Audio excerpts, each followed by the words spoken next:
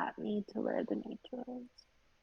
Alright. Oh, Ian, do you need your Welcome everyone camera? to tonight's game of Oh, Dungeons and Dragons. My name is Ekin. I'll be your Dungeon Master, your guide into this world of Dungeons and Dragons. ah, As usual, we'll be streaming here on Discord and YouTube and Twitch. So hopefully that's okay with all of you, as usual. Alright. And we're gonna start with game preparations. So we'll just go down the list. We have a small group tonight. It's just about 4 players. So we'll see how far we can get. I think it sounded like most of you want to roll up new characters for this one. See how far you can get with some first levels. So Donnie, do you want to play as Vonon still, or do you want to roll up another character? I'm going to roll up another character. I did that already in party. Oh, you wanted to use the bot? Okay, that's fine. Alright, so in that case, I'm going to record your scores. It looks like that's all you did so far, so I'll take it from there. You're just going to list the scores out to me, okay? I'm going to copy them down. Of course. Let's see. Alright, let me get this written. Alright, go ahead. What's your strength? My strength is a 9. Alright, and what's your intelligence? 10. 3. Wisdom? It's a 8. Dexterity? A 5. Constitution? 14. And charisma? 9. Okay. Ethan, when did you get a new camera? I didn't. It's the same one. Oh, Let's see. no.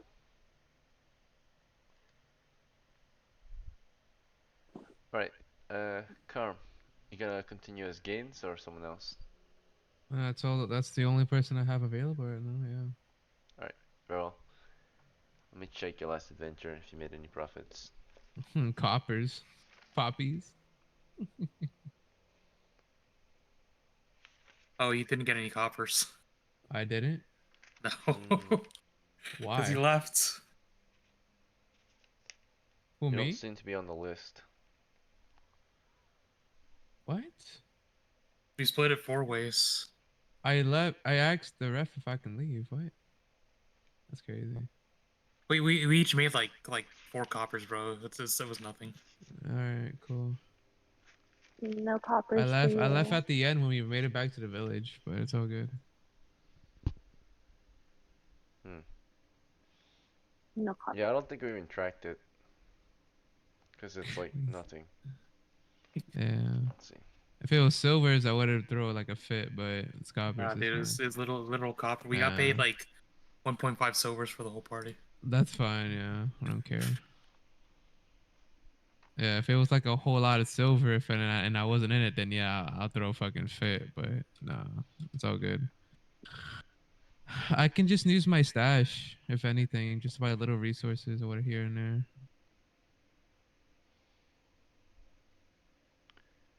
I can Actually, just. since you guys are here, do you guys remember who was in that group besides Leo Degari and Haynes? Or sorry, Oh, Gaines? yeah. Sebastian. The Zera, which was Galen, the thief or the fighter. He's a Galen? chaotic now. Yeah, he killed somebody. He's Yeah. chaotic. So can you mark that down, ref? He purposely did that.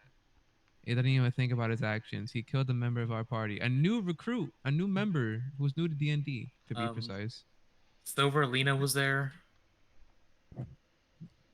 We had Percy, Foul, Niguru. Then there was one other person, but Riguru. I don't know what their name is. It was Corey. It was Osric.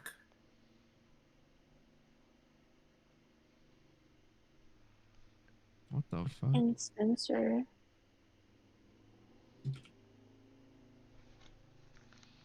Mm, was it...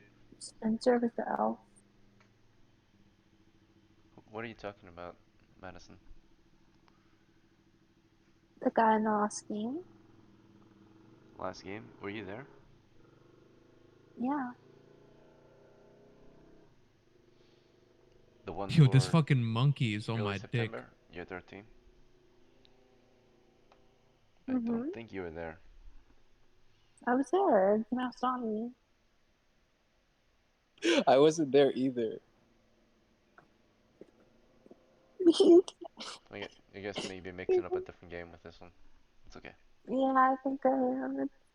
Sorry. So Yeah, so sorry. maybe you're talking about Yeah. Maretta. She didn't even join the adventure, I think. Let's see. That would be it then. So there was only 6 of you. One of you were a No. casualty. Was I a casualty? You weren't there. Oh, yeah, sorry. Who was the casualty? It was a new guy named Percy. Yeah, Percy was the casualty.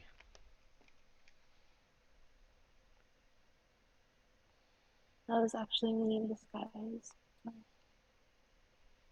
They're pushing the objective.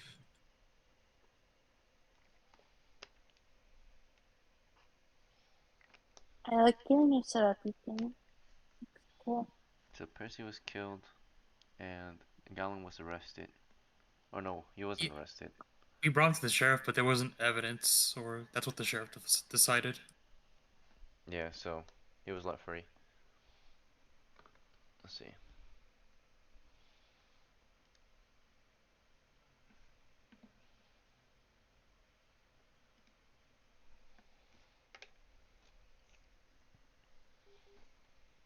What the? Alright. Sounds like my headset's about to die, so I'm gonna have to plug in my charger. 1 second. Oh, whoa. I miss Spencer. Spencer was a good elf. Donnie, do you remember Spencer? No. Okay. No. Maybe that's why your Spencer I was don't in think it's real. Spencer, it's Silver. Huh? No, Spencer. Spencer the elf? I don't remember that person. I never remember anyone, Donnie. You're a bad friend. Wow. Okay, so for this week, so far we know. Oh yeah. Alright, let's get past that. That was last week's stuff. So thank you for helping me with that. I had to track it. Of course. You're welcome.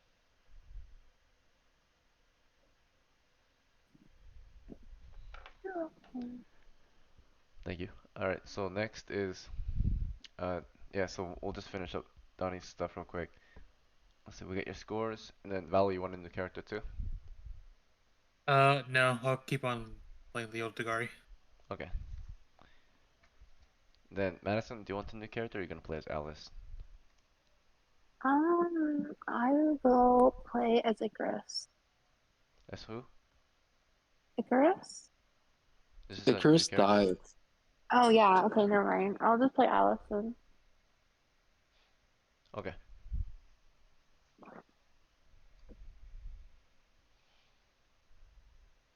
If she dies, I'm blaming Donnie. Oh. Let's see. They're taking a Alright. pillow. They're taking a pillow.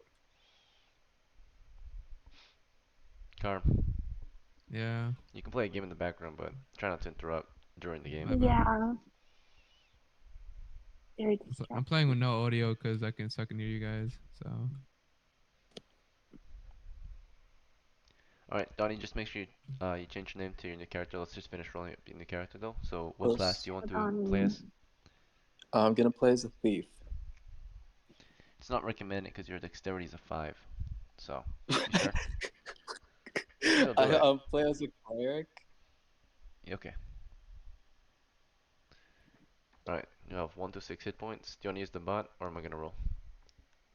If you could roll. Okay. The bot seems to hate me. I've got 5 hit points with +1 adjustment, so 6. Alright, play your items. Let's get you some money.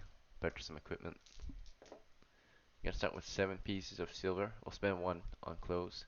We'll spend 2 on your holy symbol.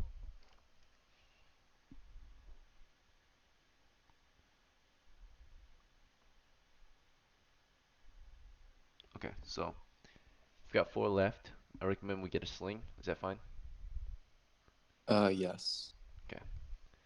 And then when it comes to supplies, you can get a bag and maybe a tool or bandages, oil. Up to you. What do you think? Do you I want think I'll weapons or get supplies? bandages, Okay. and supplies. I'll get supplies. So if you get bandages, do you want to get a sack or a bag for your container? A pouch. Oh, just a pouch. Okay. Yes. So pouch carries up to 5 pounds and bandages weigh 3 pounds. Okay. Okay, what else would you like? You've got 1 more silver. Oh, 1 silver. Holy moly. You can get a small tool to hang on your belt, like a small Yeah, sure. spade or pickaxe. I'll get a small spade. Okay.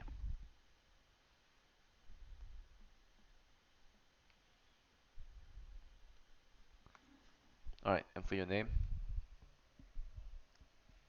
My name. Let me just come up with one real quick. Could you? I can use a random Cause name it was generator if you want. taking. Yeah, perfect. Alright, 1 I second. think you should use Adolf. Adolf. Yeah. There have been many Adolfs in the past. Yeah. So Alright, just use Adolf. your name is Durdash if you want a random name. Is that fine? Sure, that's fine.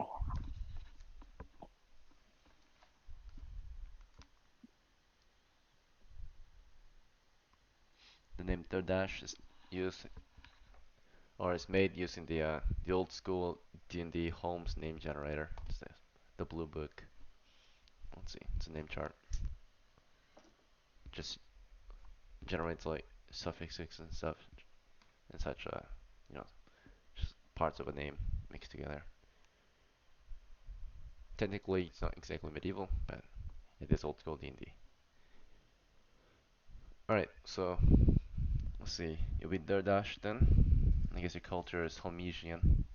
All right, next is I think that's it for new players. Okay, so let's get Carm ready for this one. All right, so let's see. You want to play as Gint? Do you have any preparations? I don't have any. All right, Well, nice. no, yeah, I'm good.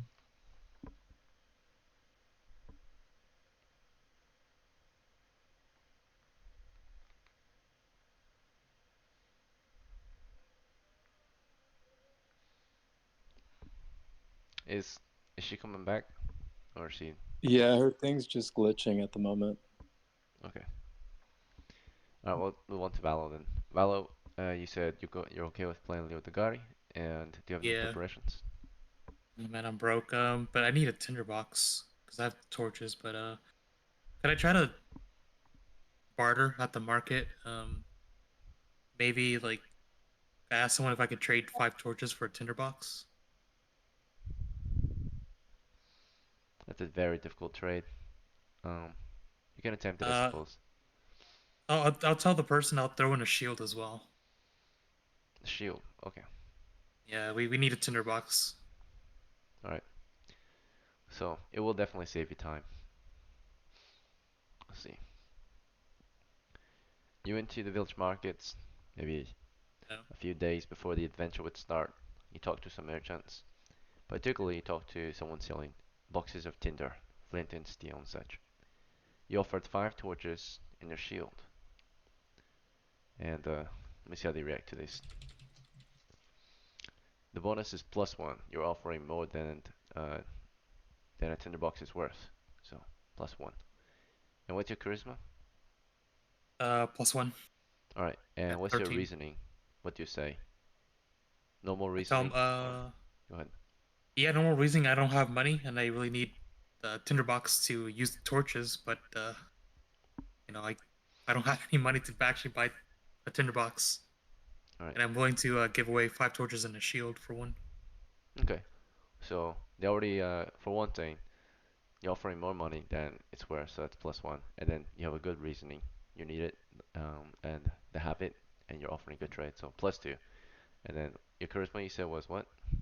+1, 13. Okay. So there's a 7 +3, so 10 for the reaction. So Okay. offer accepted. The shake hands with you. You offer up your shield. You lose your shield. You lose 5 torches. You gain a tinderbox. Okay. That's it for my prep. Okay, good to go. So fucking poor. I'd rather be a slave at this point. I have second thoughts about just not become Freeman. Bro, I could have went to my old character and to be like, yo, can I have you like your tinderbox or like some silver? Nah, Hey, the suffering builds character.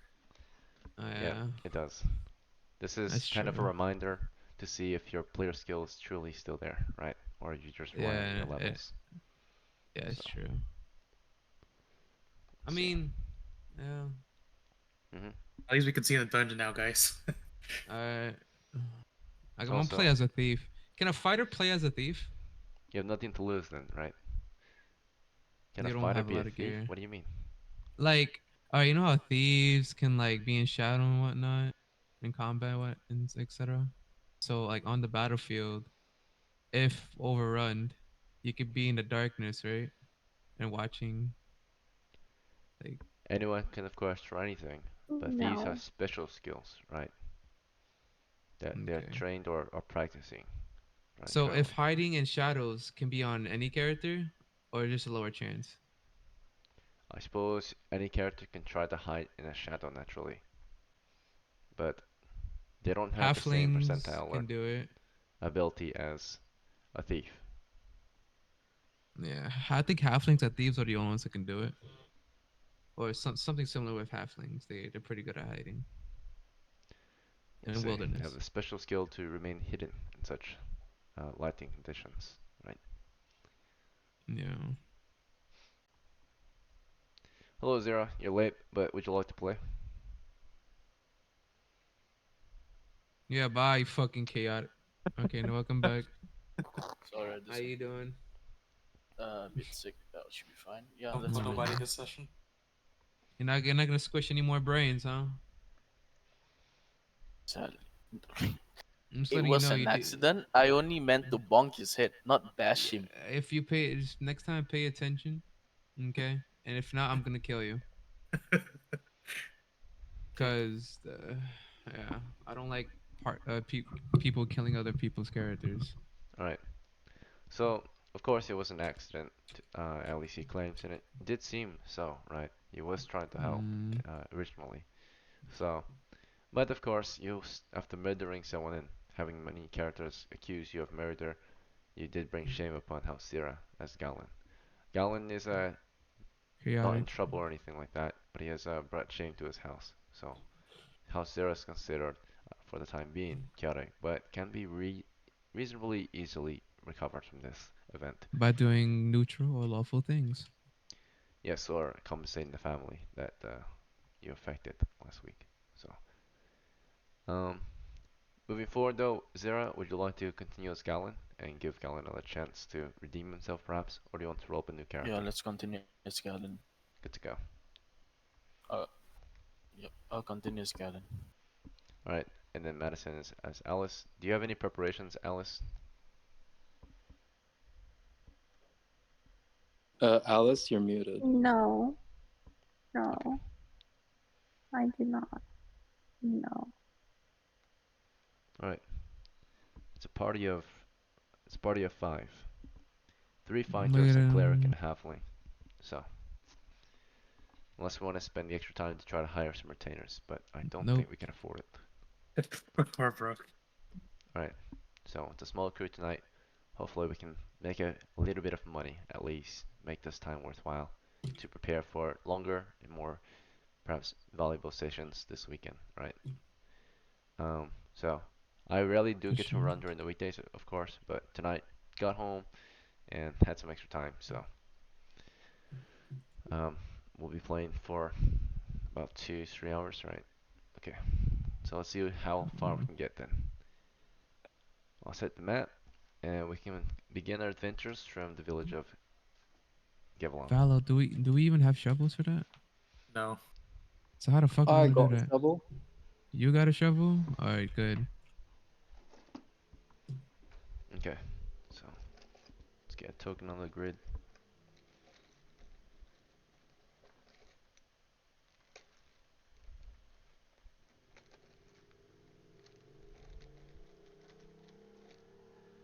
Here we go.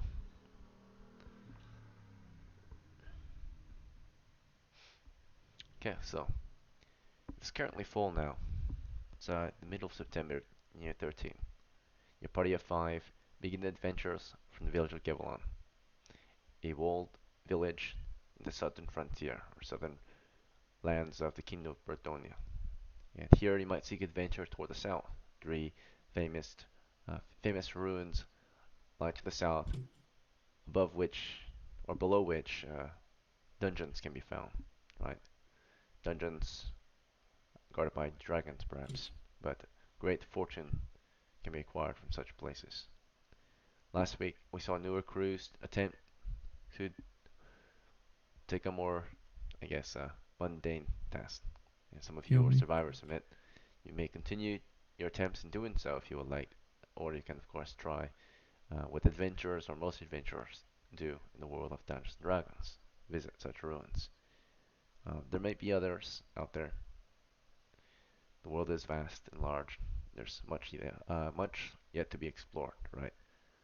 So every hex, every league of land, Futherland, provides potential adventures, right? Or at least hunts, at least a chance to gain your fortune.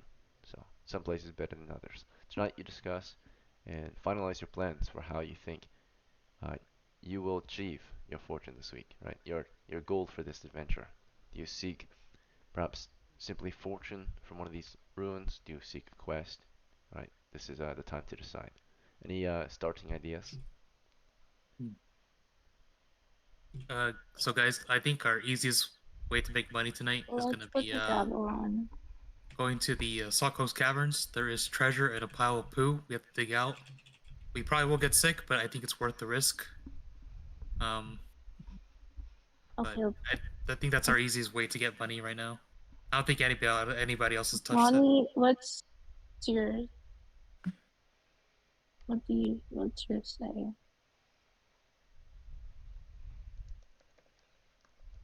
What do you think, Donnie? I think we clean up the rat shit.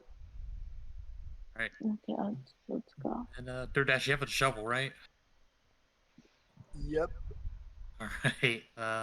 DoorDash. Okay, so it sounds like we have an agreement. 3 at least of the party members, half the party, have agreed that we seek the Salt Coast Caverns, or the mine. Gaines and Gunland haven't really spoken, so are you guys on board with this, or what do you have to say? Yeah, Okay, that's fine. But very well. In the morning, after some breakfast, you can set out on your travels. So, if there's nothing else to discuss, you can tell me your party's course of travel. There's indeed a road that leads southwest to the Salt Coast mine. Yep, can- we're gonna use the road heading southwest. Sounds good. Let's go on boat. Let's You want to do a go on vote? boat. Yeah, I want to do a boat. Very well. who Alice has the thinks boat? it's best we vote for this. So, For a boat, we can't get to it on a boat. We don't have money for the transportation. I Yeah. have money. You can't get to it by boat. Why there's a not? river that flows south of here, north to south of here. Yeah, see? But it's the path is southwest. Why don't we try the boat? Let's take a new path. So you guys are looking at the map now, and the other guy looks a bit frustrated, maybe you're confused. Alice and Durdash look to the south on the map, where they see a river flowing south toward a place called the Sunken Tomb, deep in the woods. Right. Oh, let's go there. Let's go to the second town. They are excited about this other place. Perhaps we have different plans. Perhaps we will not go to the Salt Coast mine. That's You that's guys- an instant DPK. You guys But- want to? We can go there, but we need a canoe to cross the lake. What if you swim there? How Which- much? How much is it? How much is Canoe costs money, of course. A raft can be built. If you want, Oh, you can have let's a do a raft. They're not raft. that safe, but you can definitely have Let's rafts. do a raft. We don't Probably have tools simple. for a raft. We need axes. I have a I have a I sword. mean, I have a magical sword. I can just use that. You know? I don't think you can use the sword to cut wood. Or at least the sword's gonna No, break. you can. Or The sword will it chip. won't be as That's all. optimal though. True. I mean, it's up to you guys. If you Will guys want to go out there, my sword break? I think we should just go to the rat shit. I'm not gonna lie. Yeah, I think let's go to the rat shit. We have Okay, a map then. we have a map from our previous friends and family since they've been Okay, there. let's just go there then. So Since then we'll just switch up on me. Okay. Okay. Right. alright. So we'll head southwest on the road. Do we have any objections, Alice? Anyone else? Very well. No, I agree. It's good to discuss. Good to make sure everyone's on board. New ideas are always can always be a different or change right of pace. So let's see. Nothing wrong with discussing them. All right. But as long as we don't waste too much time. Let's see. With a day of travel, you're traveling roughly 3 miles south, 6 miles southwest, 3 miles through grasslands, 3 miles through hills. Still, we're going to roll for a day of travel. You can't get lost out here because you're using the road, so I'm not going to roll to get lost. But I will roll a wandering monster check. And your travels there were safe. You arrived in less than a few hours on the road. You stand among the coastal hills now very close to the sea, and it's breezy here. It's cold a bit. You're still in the Southland, so it's still warm. The sun is hot on your backs, but there's a strong breeze here. And you find among the hills an excavation, among which there's an abandoned camp between you and the entry to the mine. If there's nothing else you have to do here at the camp, or beyond that, you can of course go through the camp, secure whatever animals you might have, prepare your torches, weapons, equipment, and then enter the mine, of course. Is there anything else we should discuss before we enter? Very well. I don't think so. In this case, we'll get to equipping our characters, right? So, like I said, if there's nothing else, we shall figure out what everyone equips and how we're going to march in and such. So, starting with our Durdash, what would you like to equip? I've got my sling, and that's about it. Would you like to equip your holy symbol too? Oh yeah. Forgot about that. Alright. And what rank do you want to stand in? Up front, I'm right in rank 1. Okay, good to go. Alright. Gains. I'm a spear. Alright, rank. 1. Okay. Do I have a shield? I don't think I have a shield. No. I don't think I did. The other guy, what would you like to equip? I'm gonna equip my spear, and then I'll light a torch.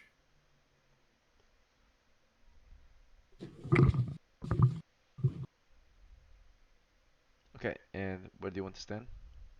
Go rank 2. Right. Gallon.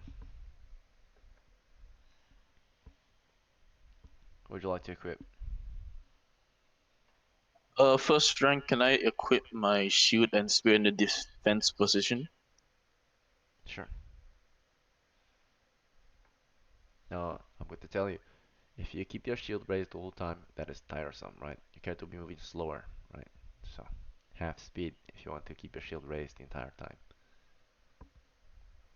I rest it upright on the ground. So you want to drag it at your feet? Or are you just defending at the moment? Yes.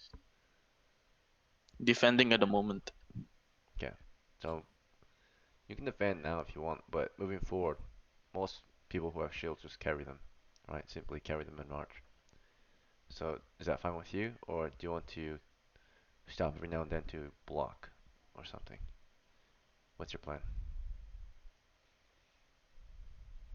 I'll just block for now, just in case something comes. Okay, so you're just currently defending. But moving forward, are you okay with just standard march? Exploration? Or do you want to defend while marching? Defend while marching. Very well.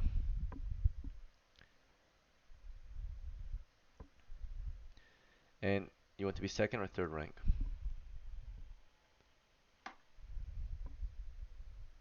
First rank. Okay, it's gonna be a tight formation then. Is that fine?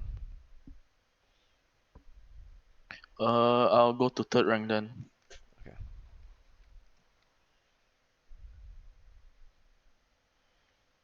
Alright, and Alice, what would you like to wield?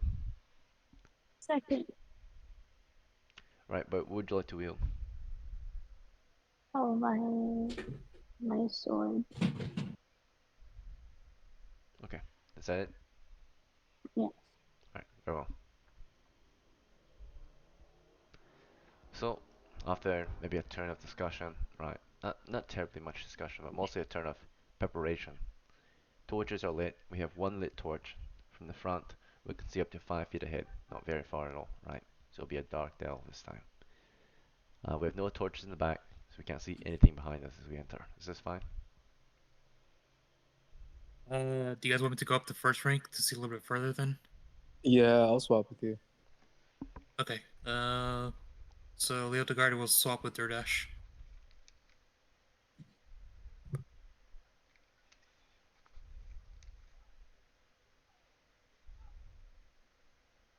Okay. And your rear guard consists of simply Gallon. If you have a torch in the second rank, we can see behind us actually. So if you want, you can equip one of the characters wielding just simply one item with two, right? That's a torch as well. So if you want, Durdash might wield a torch, or Alice might wield a torch, or of course your rear I'll guard. wield. I'll do it if I can get a torch. All right, what do you think, Leo I DeGardi? Do want you a want? torch. Yeah, I will light another torch and hand it to them. All right, so Maybe. lighting 2 torches for each of them, or just one for one of them? Just one. For Just Alice. one. Oh, okay. So is it Alice or Durdash? We'll give it to Alice. Okay, Should I move then? you're in second rank, so you're fine. Unless you want to move to the third, you can see 10 feet behind the party then. I'll move to third then. Okay, so that's fine. Let's see. You're in third rank, we can see 10 feet behind us. Okay, good to go. So, your party seems ready to enter the dungeon. So, the entrance to the mine is as per usual. For your characters, it's new, but you've heard of how it would look based on the maps and descriptions provided from your family, right? Your yeah, your family, your friends, right? Those who came before you. It's a narrow cavernous entry supported by wooden beams. Looks like there was once wood barricading the entry. It's been cut apart and broken wooden planks lie at the floor upon entrance. Through or the entry right beyond it is a cavernous tunnel sloping down into a cavern. It seems to be about 10 feet wide, 8 to 10 feet tall, and it smells like a cave. If you can imagine, this might smell like plants and water, right, and rocks all together, right? So it smells like minerals. You smell the dirt, you smell the vegetation, right? It's not a lot. It's mostly rocky, but you can still smell a decent amount of vegetation down there. And on the way down, there are plenty of sharp rocks and pointing up from the floor, pointing down from the ceiling. These are stalactites and stalagmites, natural cavern or natural cave rock formations, right? Dripping with water. So, do we wish to descend into this cavern to the southwest, south of the tunnel? Yep. Yep. Alright. On your way down, you're careful. This assumes movement of exploration rate. Your party seems to be medium footmen at the slowest rate. This means you explore at the rate of 60 times 3, since you guys are mapping for yourselves. In my game, that's our house rule. Typically, this only works if you have a map and you've already explored the area, but We allow you to do it in unexplored territories as long as you're mapping yourself. That's our house rule. So you can explore up to 60 times 3 feet per turn per 10 minutes. In this case, you explore up to 180 feet or 110, or 18 squares, 18 10-foot squares of area every 10 minutes. After every turn, your torch grows dimmer, and the chances of encountering other things down here increases, right? So right now we're on the first, we're on turn 0 to turn 1, right? So you've been in here for 0 to 10 minutes. And you're in the northeastern corner of a cavern, it appears. You can see the north and east wall. The cavern continues southwest. You may continue west, southwest, or south. So far, there's nothing but cave rocks in here. It's empty. Which way would you like to continue? We're gonna continue west. Alright. After 10 feet exploring toward the west, you can see 10 feet ahead of you. This reveals a tunnel through an exit on the west wall. This is the northwest corner, west wall. An exit that leads through and into a tunnel. This cavernous tunnel continues west for maybe 10 feet. It's about 10 feet wide. And it leads into some type of intersection, right? You can see 2 other ways it leads into. Or you can kind of see Right. that. We'll take the tunnel west, and when once we reach the intersection, we'll go west again. Right. As you explore into this tunnel, um, unfortunately, you can see on the floor covered in mud and dirt what you can make them to be old bones, right? Some look almost human-like. You see them leaning upright against the walls, scattered, sprawled over the floors. You walk around them, or you try to at least, but the floor is nearly covered in bones. And the bones are covered in dirt, making them hard to see. Soon you're passing through the tunnel and into an intersection which is a bit more cleared out, but in the middle of it, 2 rotting carapaces covered in mushrooms sit there, right? Old relics of the dungeon, it seems. To the south, you see a wetter tunnel, and to the west, you see an intersection.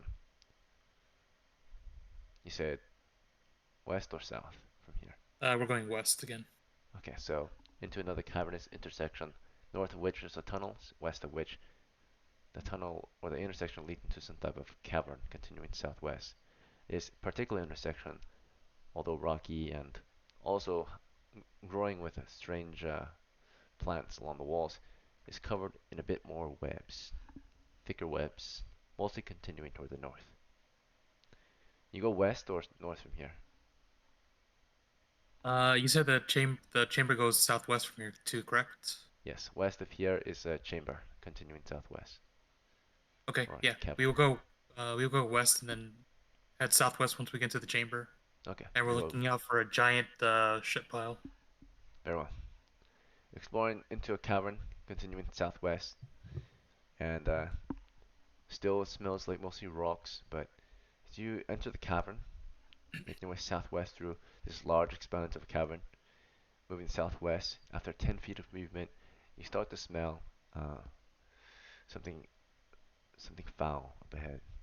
It smells the smell is strong. It's musky a bit, but mostly rotten. It smells like rotting flesh and a very rotten egg smell, right? Rotting feces or something, right? It's all mixed together. It's faint for now, but it grows stronger as you continue south. From the middle of this cavern, you know you're in the middle because you can see the west wall now. You can see both the east and west wall, which tells you that the cavern is roughly 20 feet wide, east to west. And you continue southwest through it. As you continue southwest, you're approaching an exit to the southwest. You also approach what seems to be north of the exit on the west wall, some type of strange statue protruding from the wall.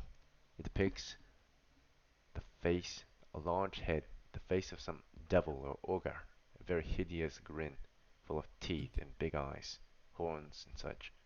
It's just a head though, protruding forward, barely recognizable. Looks like it's been smashed or hit a few times. It's covered in strange growth, right? Mosses and vines. To the south of here, again, you can smell you can smell something like feces and rot. It has grown very strong, making it very difficult to concentrate. The characters have a -1 penalty in this area. It stinks badly. It's getting hard to think, right? Shall we continue toward the south? Yeah, we're continuing south toward the smell. Unless you guys don't want to go there anymore. It That's where the doesn't money is matter. at, though. Doesn't matter. I'm down Right. to go there. This area is sprawling with insects and gnats, mosquitoes and such. As you approach, it's pretty warm here. You're not sure why exactly, but soon you see that there's indeed the south wall here, which tells you that the cavern is roughly 30 feet north to south. You start from the north wall, you made your way 30 feet toward the south wall, or roughly 20 feet. The south wall is 10 feet from you, and against it in the middle is indeed a broken, large pile of refuse, you think made of perhaps hardened animal feces, but around it, all over the floor, are patches of rotting fur, which you can only think to be the remains of small beasts, roughly 3 foot long each. They're all crumpled, flattened out, spiny, pokey bones poking out of them, protruding from the fur patches and such. There's more than 2 dozen at least. They're all over the place. Um, and there's tons of insects here, gnats and flies coming in and out, maggots crawling in and out Two of all these corpses. It two smells dozens so of bad like here that you birds. suffer a -2 penalty standing near it. It stinks very bad. Okay. Uh, do we see any copper pieces on the floor from like where it's been dug out? You walk over the corpses or the animal carcasses toward the pile of shit so you can have a better look, but from where you stood, you could not see them. And you have to get closer. Is this fine? You have to stand nearly among it, right? Right Yeah, and above I'll them. tell the whole party to stick together in case there's rats. The rats don't like fire, and the fires are best bet to Very well. stay safe. Leo the Guardian is leading you south. Keep in mind when a character leads you, if you do not speak up, you go with them, right? So, Leo the Guardian leads you to the pile of shit. He advises you carefully, right, as you walk over the animal carcass, or at least try to. And as you look over the pile of refuse, this pile of dung, right, hardened piece, it's almost its own rock formation. You see about 1 foot large holes all over it, right? It looks like a large system of tunnels going into the pile of shit and into the wall, right? Um, this looks like some type of nest or den, right? It looks horrifying. If you've got that fear of many holes, right, whatever it's called, things, trypophobia or something, right, this is not a good place to be, right? Um, crawling in and out the holes are actually many insects as well. Plenty of ants, flies going in and out, right? It smells horrible here. Those closest almost have a -4 penalty just standing directly above it. It stinks so bad. And indeed, you find some copper pieces among the dung, right, in the torchlight. It's smoking torchlight. The torch doesn't help too much with the smell. It actually mixes in with the smell. Um, but those closest can smell the smoke a little more than the feces, which does perhaps is good a trade-off, right? Feces or smoke, right? So those carrying torches have a little better time than those not carrying torches. All right, so yes, there is indeed copper pieces. Would you like to take them? They're covered in feces. Not yet. So guys, looks like the treasure's undisturbed. Do you want to start getting the digging? Yeah, I think I'll pull out my spade and All start right. digging. Do you want to do it? Do you want one of us to do it? I'll do it. Okay. Alright, took you about a turn to get to this position, carefully. So we're about to turn 1 now. You've been in the dungeon for roughly 10 minutes to 20. Technically, you haven't really traveled more than 180 feet, but we'll say it as with your discussion and movement, a turn has passed. So, let's see. Standing directly north here, we get a piece of dungeon tile out just to put our token on.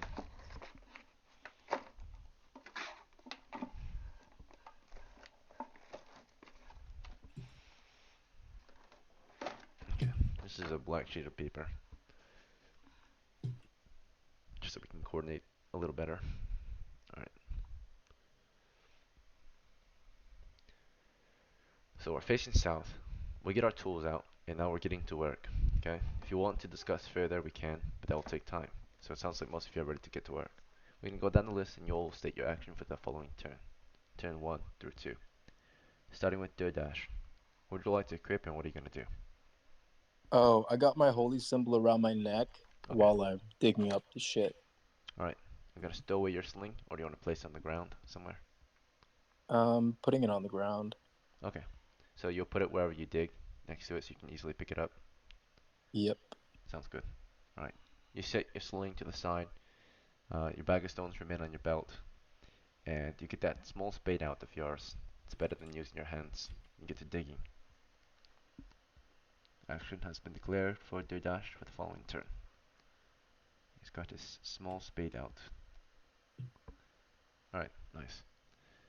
And then Gins. So Yes. Gins, let's see. You're in the front, or you were until the I'm, party breaks formation and spreads out to work. What is your I'm in the action for the front following with. turn? You were in the Okay. front. We're not in March Corner Uh, anymore. We're splitting. I'm Right. gonna. I'm gonna stay near the torch bearers and have my spear out ready for combat, guarding. Alright. Particularly, which torchbearer do you want to be with? You with the Gotti or Alice? Lead the guardy. And which direction do you want to watch? North, east, west, or south? Towards the rat shit pile. So toward the south? Very well. Yes. Prepare And my spear in 2 hands.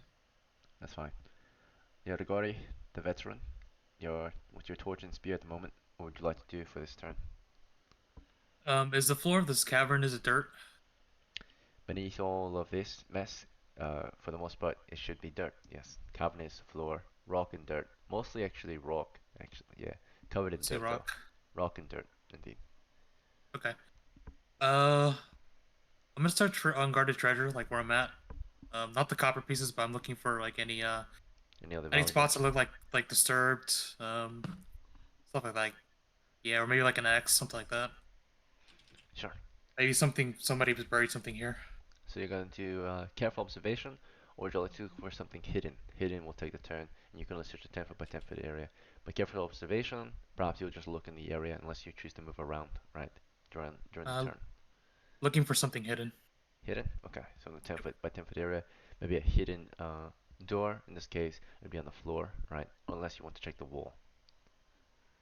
The floor. Very well.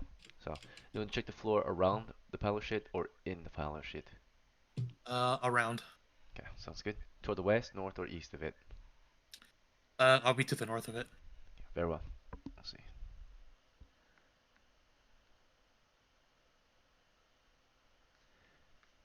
The three of you are performing these various sections. Galen the veteran, what are you doing for this turn? He was gonna kill somebody. A good jest. Okay, calm. I face north and stand guard to see if there's any rats incoming. Good to go. And Alice, what would you like to do? I'm just gonna stand there. Wait. Are you sure? What am I supposed to do? You are considered the most experienced adventurer among this group. You even have a magical weapon, right? You want to just stand there? I'll just wait until. I guess I'll take out my sword. It's already out. It's in your hands. Oh, well then yeah, I think I'm good. Very well. As some of you start to get to work, you notice Alice just stands idly by and does nothing, right? Let's see how this turn goes. You can discuss it if you want, or you can just get to work, but it seems like no one has any complaints. So, we'll move on. Let's see. Going down the list, Dodash is digging, right? As we can see throughout the turn, he is digging, and he's using 2 hands with a small spade, digging as best he can. The dirt pile is not made of rock, and the shovel is good enough. So, with 2 hands, right, you get a decent amount of work done. Especially on a small spade. The spade is not as large as a normal spade. A normal spade can maybe clear out a large bit in maybe a turn, right? You might be able to dig up perhaps maybe like a 10-foot layer of dirt for a foot deep if you had a normal shovel. You can only do maybe half as much with a small shovel. So, but with 2 hands, doesn't really matter. You're using 2 hands anyway. One hand will make it even harder to do, but 2 hands will give you a reasonable chance. So, no matter what tool you use, you should be using 2 hands, right? No one uses a pickaxe in 1 hand unless like it's very small, but two hands it would be better. Same thing with the shovel, right? Just awkward in one hand. So with two hands, you can get half as much dug up. Again, you can get a 5-foot square of dirt dug up that's 1 foot deep, or you can get maybe a 1 foot square that's 5 feet deep, pulled out. Basically, you've got kind of like 5 or 25 1-foot cubes of dirt you can dig up here in a turn. It's about maybe 25 pounds of dirt you can dig up, right? Something like that. So from this pile of shit that's mostly, it looks like a chunk of it was actually dug out. About 20% of it has been pulled apart, and parts of it are spread out toward the northwest. There's only about 60% left. So as you dig, do you want to just dig straight toward the center, or do you want to begin on a particular side, DoorDash? I think I'll just go towards the center. Alright, so you'll start from the northwest, continue from where they left off, whoever decided to dig through it. They dug sort of toward from the west and dug eastward. So you can continue west and dig eastward toward the center of the pile, or you can dig Yes. northeast, or sorry, southeast toward the like center of the top of the pile, right? The peak, which is against the south wall. So if you want to go toward, the highest point, but below it, you would go digging southeast. Or you can dig kind of in the center still, but it's not really the peak. It's just gonna go into the center, so eastward. So which way would you like to dig? Southeast toward the center of the peak, right? Or do you want to just go eastward toward the center? I'll do southeast towards Southeast. the peak. Okay, sounds good. So he's digging there. He's digging as best as he can. The turn is going by, right? And as he's doing this, two of you are carefully listening for monsters. Particularly, Gaines stays close to Leodogari. He's kind of at his side. Leodogari is facing the east as he faces the south toward the pile of shit, and he carefully listens toward it. Let's see if he hears anything. Alright, let's see if Leodogari hears anything.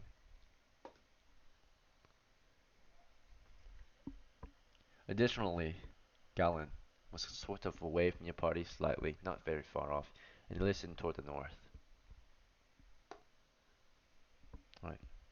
So, eventually the turn passes. We dig. Right, we dig. We make some noise. Not a lot of noise, but we still make noise as we scoop up dirt for about a turn. Scoop up part of this pile, this nest. So throughout the turn, I'll also roll a water monster check, despite it not being turn 2 yet. So the turn passed, despite all the noise made from the scraping sounds, right? The digging sounds. The party has heard nothing. It's been very quiet in the cavern. You can still hear all the gnats, the mosquitoes, the flies, right? They're all over the place still, biting and making you itch, okay? So, with a turn here, most likely all of us have been infected with maybe a disease, right? So, you're wearing clothes, right? So, but there's still gaps in your clothes in which these bugs might bite through, or maybe they just bite through your clothes, right? There's going to be a 1 in 20 chance that you don't get sick from one of these bites. Multiple bites will not increase your sickness, it will just make it feel worse, right? But once you're sick, you're sick. That's it. You can't get further sick. Unless there's two sicknesses. There's a sickness that will kill you, and there's a sickness that won't kill you. It will just make you feel miserable. So if you're just feeling miserable, there's still a chance you can get sick to the point where you'll die. If you get sick to the point where you'll die, you can't get sicker than that. Let's see. Alright, so we'll see if anyone gets lucky staying in the area. Nope. Nope. No. No. No. And no. Alright. Maybe I rolled an extra time. My bad. So basically, you all have a chance of getting sick now. And so there's going to be a saving throw versus disease as you remain in this area for a turn. There's a chance that despite your bites, your immune systems might protect you, right? Or maybe you're just wearing extra layers or something, right? You're able to at least keep off the dangerous gnats, or push them aside for the most part, stay away of them. So that's your saving throw versus disease. Starting with their dash, it's an 11 against saving versus disease. That's a pass for a cleric. God watches you, you pray, right?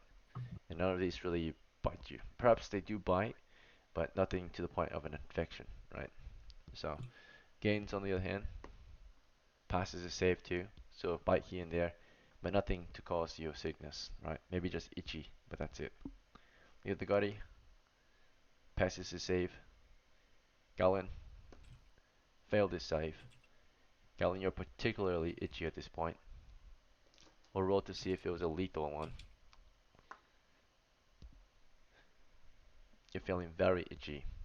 You get bit in the neck, and in a few minutes, it doesn't just uh, it's not a normal bite. It swells really badly, right? You're feeling very itchy there to the point where it starts to bleed, and you can see there's like a black mark where you were bit, right? Or like a big hole expanding from where you were bit in your skin. Alice, let's see. Failed. It's a halfling. Yeah. Alright, yeah, it's a 6. Alice is also sickly now, but she's not as sickly, or doesn't feel as sickly as Galen, who was standing there for a while, got bit in the back of his neck, and when you guys look to him, it's swelling badly, as if he's had an allergic reaction. It's like hives, right? Bunch of bumps on the Yeah. back of his neck. Back away from us, bro. So he's itching. He looks to you guys. You say, "Hey, get back!" Right? You might be sick, and he's like, well, "Of course." At this point, we're all standing here. We're all sick, right? But we can continue. Diseases don't really affect you until a few days, so you've got time. Perhaps you can cure his disease, or cure all of your diseases. Let's see. All of you have at least a minor disease. Those who weren't affected heavily are at least itchy, right? That's about it. Let's see. But you've been here for a while. And the turn just passed again, right? And we dug a little bit more. We dug toward the center, toward the southeast, center of the peak of the pile. And we got, so what kind of shape of digging did you want to make? Did you want did you want to just like completely remove pieces from it, or did you want to dig a deep hole into it? I wanted to do a downward V. Downward V. Okay. So Downward you're V. scooping in the Okay. shape of a V, right? Like a skein, a triangle, Oh yeah, pulling yeah. out. V is already downward. Yeah, so you're digging out or into it, right? Just scooping chunks of it out. And the pile, right? The tallest point is about 5 feet tall. That's against the wall. The shortest point is about a foot tall. That's, toward the edges. The middle is about 3 feet tall. You were digging through the middle and toward the very far end, right? So at this point, you dug Who left? in your. Galen. Alright, so in the midst of your run, as you're in the middle of digging, coming to the end of the turn, Gal not just gets itchy, but he breaks down in fear, right? Gal looks to you, horrified, frozen in fear. He's breaking down, right? He's touching his neck constantly, sweating profusely. Uh, all right, so Galen's morale is broken. He's ready to leave, right? He's ready to run. He's looking in every direction, stressed out for his life. Get me out of here. I can't stay here, right? He's panting. He's breathing heavily. And you guys are trying to get your job done. Let's see, third dash. Again, you dug half the rate, so we'll say,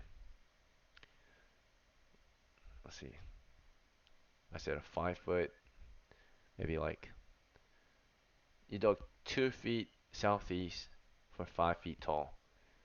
Okay. The pile was only about 5 feet by 5 feet. We were at the center already, so we were already halfway.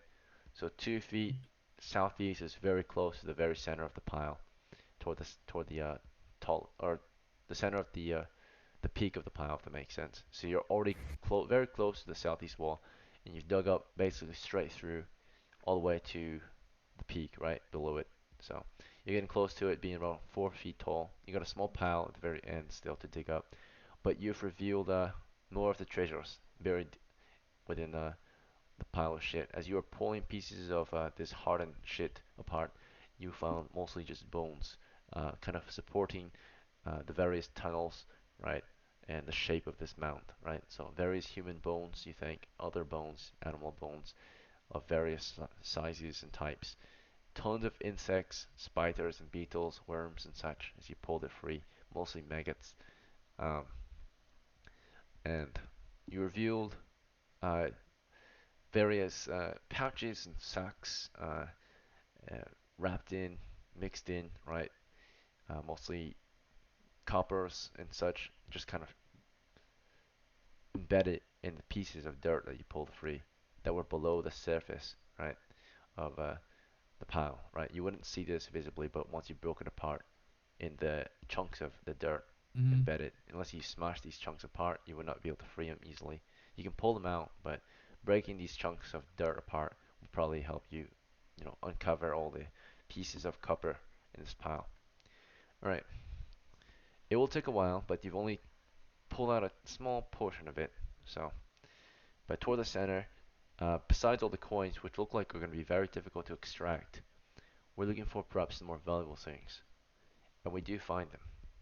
Toward the center, there are other things aside from the coins. Let's see. Can we find any of that?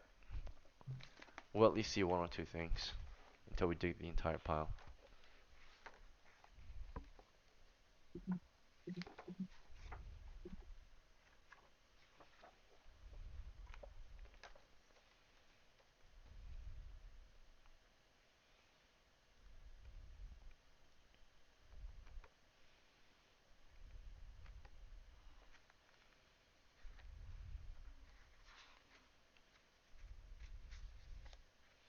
Alright, for those learning to run the game, I'll describe to you what treasure type I'm using.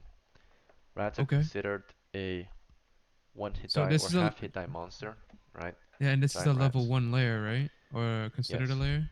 So, Okay. because they're considered a half hit die, typically in level 1 dungeons, I double their rate, right? So in encounters, right, listed on the book it says 3d6 if you encounter them wandering, 3d10 in their layers, right?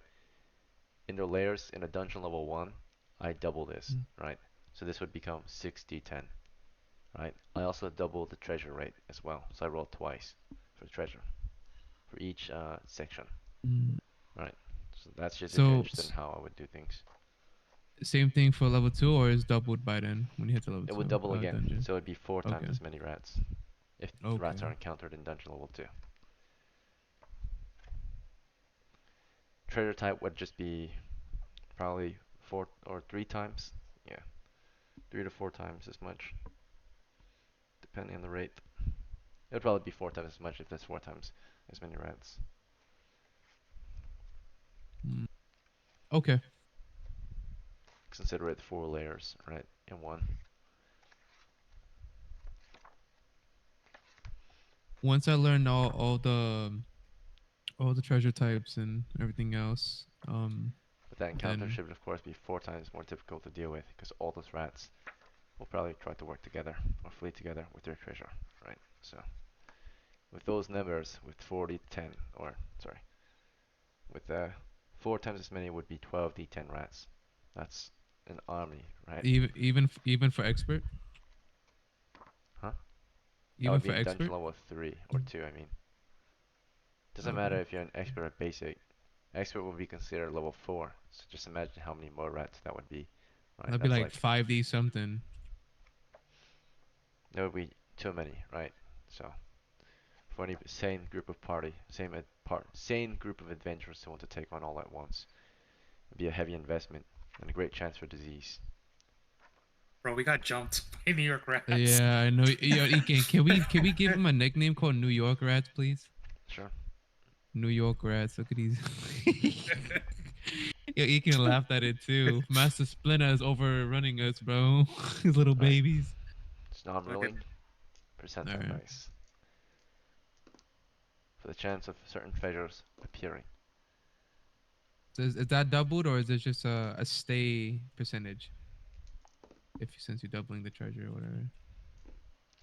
I would typically roll twice for each one. So if it's a 30% chance for a particular treasure, I'd roll twice separately. I wouldn't add them together. You could maybe add it together if you really wanted to, but I feel like that would mix the odds. I consider this basically you fought 2 layers, right, at once. You got 2 layers of treasure then. Alright, so far, the percentages are pretty high for the most part, but there's still a chance of not finding anything. This seems to be the case. Oh, sorry, we found nothing. Alright, We found so treasure. there Found are treasure. copper pieces here and there. Not a lot. Silver, please. Let's Please see. be silver. Alright. And then,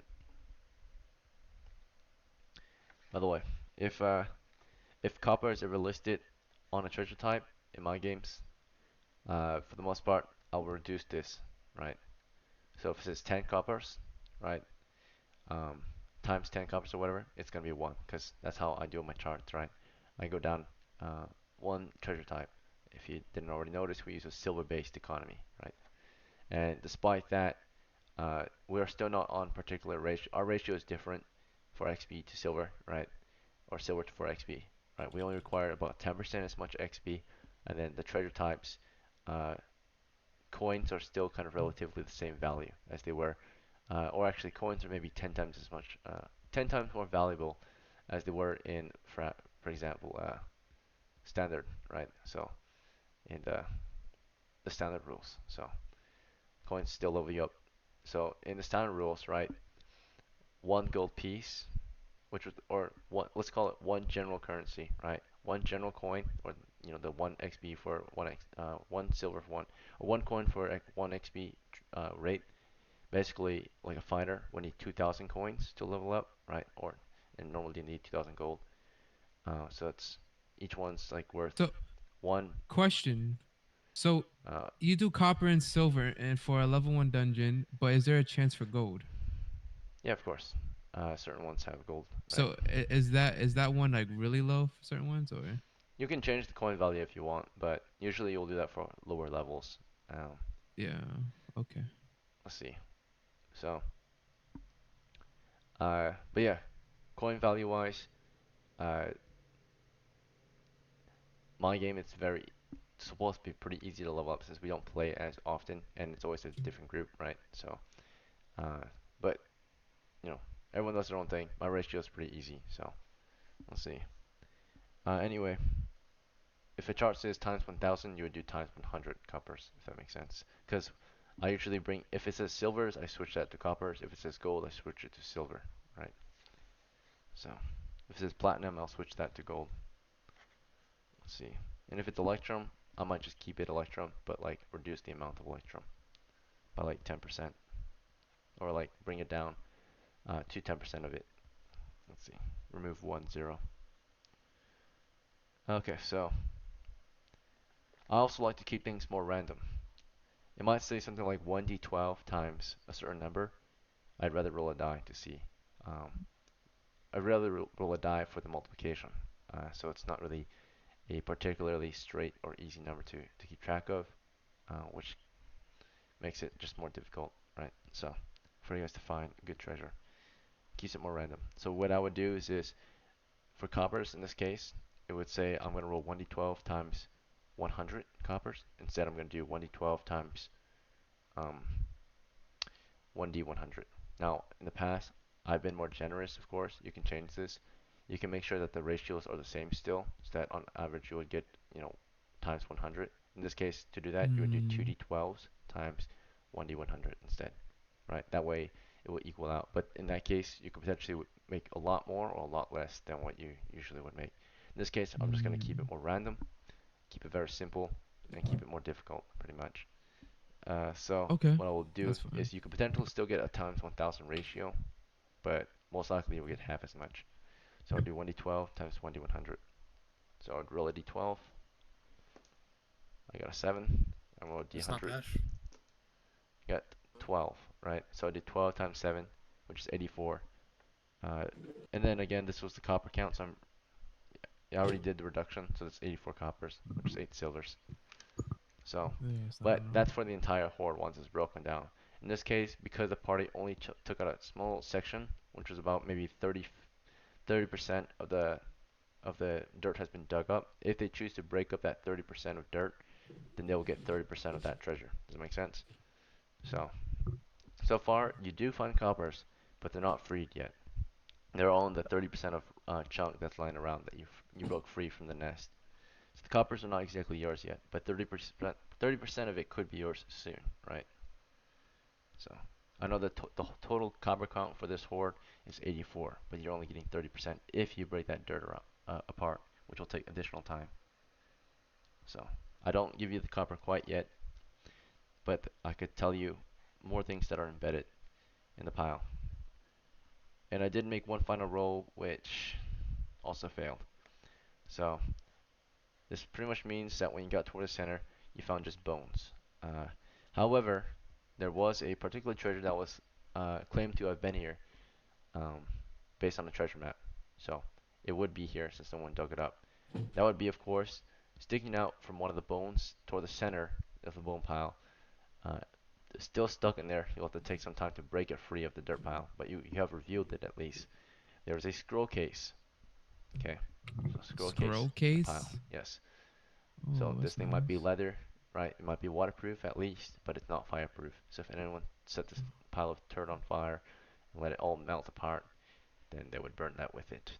Um, all right, it's yours if you want it. Anything You that's can break it free. anything that's paper, yeah, I burn. So it has been revealed. You can take the time to break this scroll free. In the meantime, someone can break the dirt piles free that have been dug up. They'll get 30% of the coppers available if they find it. We'll wait till everybody stops digging. So that was a You know. turn passing. Okay, that was a good description, hopefully, and helps you understand the basics to how to generate the numbers behind the scene, right? For dungeon Yeah. masters. I know you guys are mostly my veterans, so I'm gonna tell you how to do it because it's getting to that point where you guys are gonna start running basic level adventures if you want. Not all of you will, but some of you want to, right? So Yes. Yep. let's see. That's how you would do it. You provide me a module, no? Or a I'll certain teach you amount if you or want how to roll up a dungeon. So okay. Yeah. modules are a bit Oh, different, so you have to adjust them so according to your what system. module are you using? This one that you've been playing is not a module. It's a randomly rolled dungeon. So Okay. mhm. It's kind of half and half. So So there is are it some that possible yes, if I do become a DM, can I continue from this section of the world you're playing as, or potentially yes. Um, I see. Again, like I'll do the only with new people I would ever players. let no, you can run your own games. That's fine, Karm. I actually encourage you to. It would be Okay. in your own world though. The only time I will Oh, let anyone okay. roll or run a game in my own world is you know they use the They same have system of yours. course and are my equals in the style of running, right? So Okay. that doesn't mean you have to be as good as me.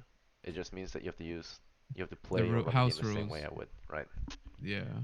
So Okay. that's all that means. So you I should see.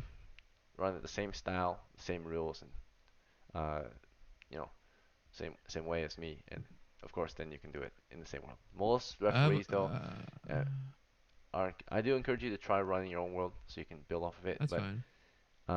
if you like my world a lot, you can base it off of my world, and potentially if you keep the same rules, you can actually I would invite you to join me in my world, right? So I have a uh, question. So if new players played in my world, right? And they're like they level up after like depending on like 4, 3, 5 sessions, whatever.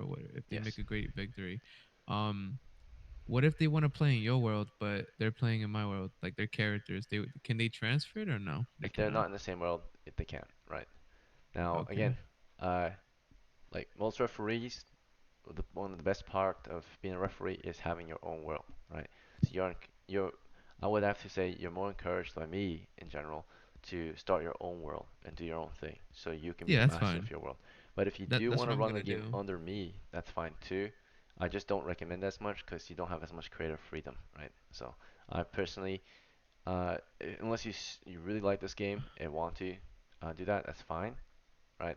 But Yeah, I'm if you're gonna new, start doing my own world so I can that's build fine. up That's the better. That's leadership good. and rev hmm first before I even do your world. Yeah. So So co-refereeing, usually you want to know how to run the game by yourself in general before you think about it. Like I've thought about it in the past, but and we've tried in the past, but it's quite difficult unless both referees are very experienced and they do come to some type of agreement to either run the game cooperatively or one referee is a co-referee that runs under the other referee.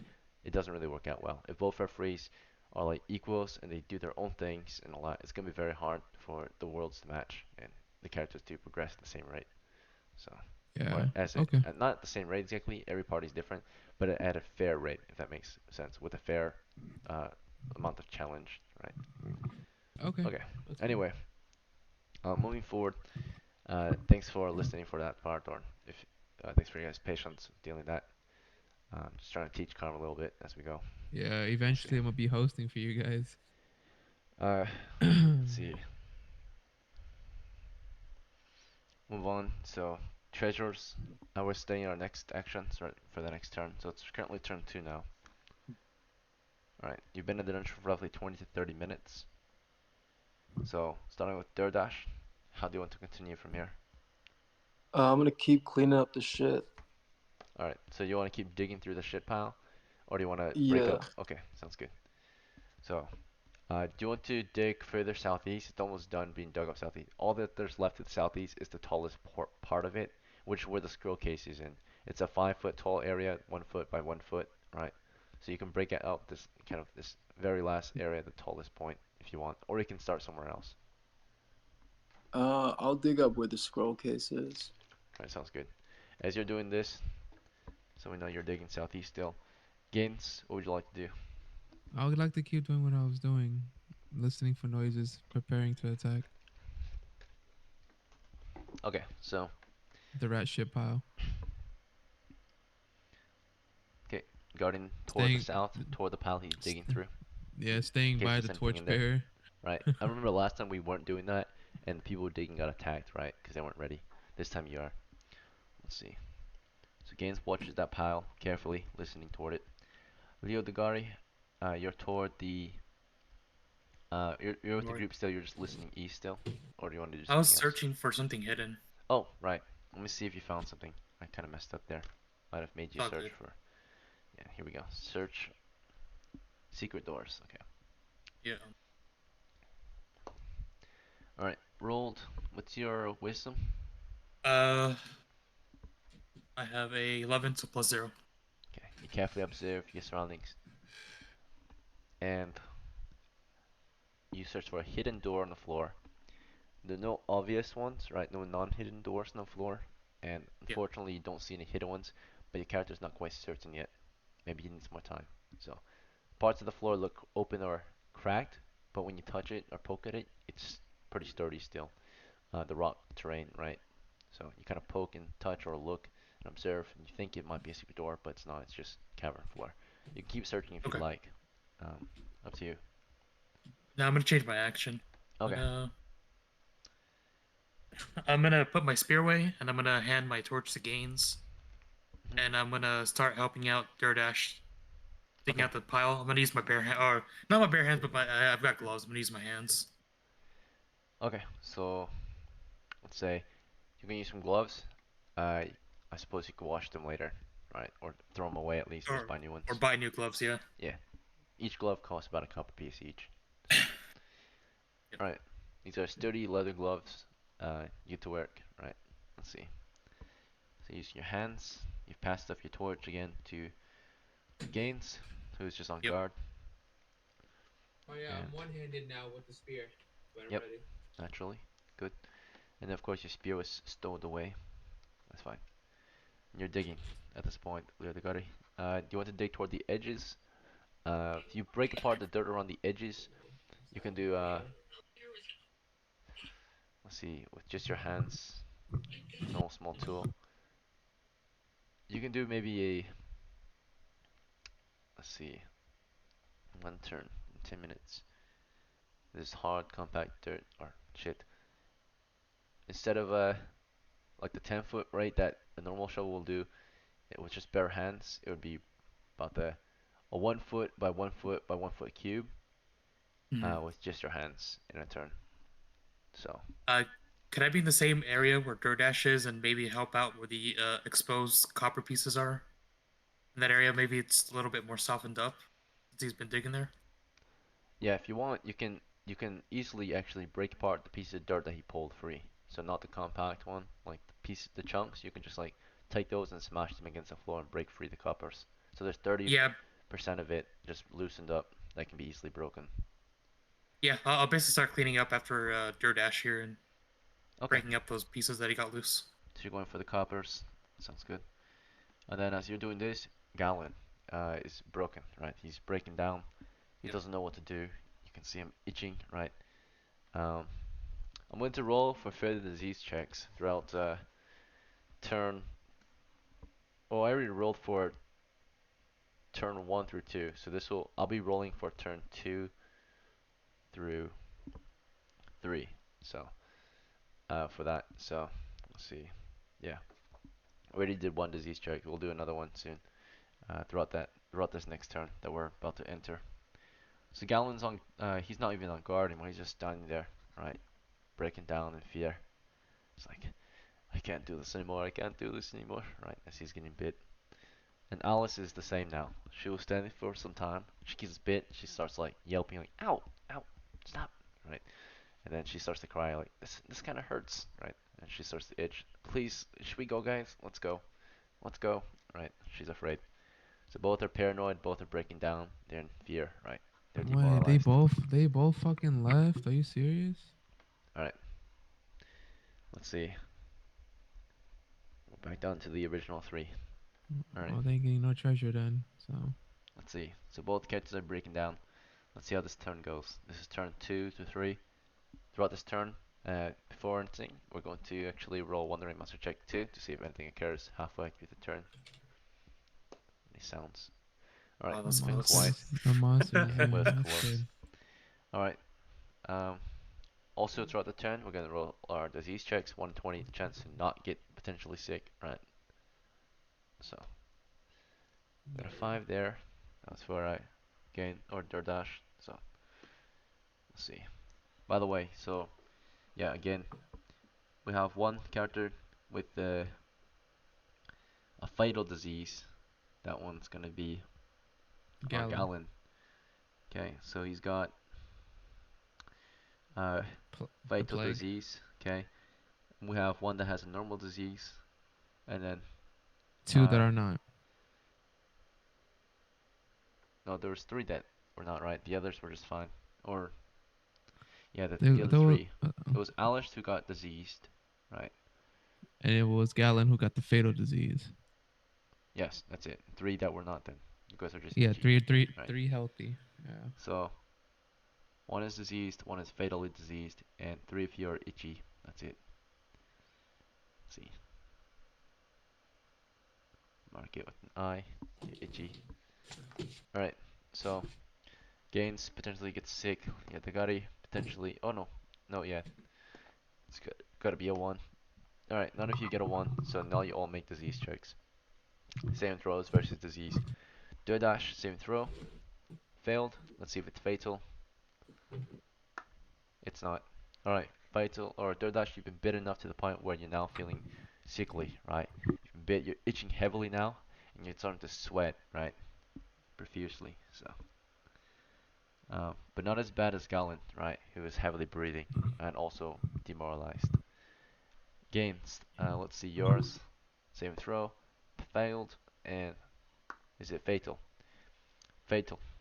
Oh You're shit. swelling up and Fuck. you have hives now. Right? Damn. You All fucking right. serious? You got the Wait, Gotti? wait. Do I have old school?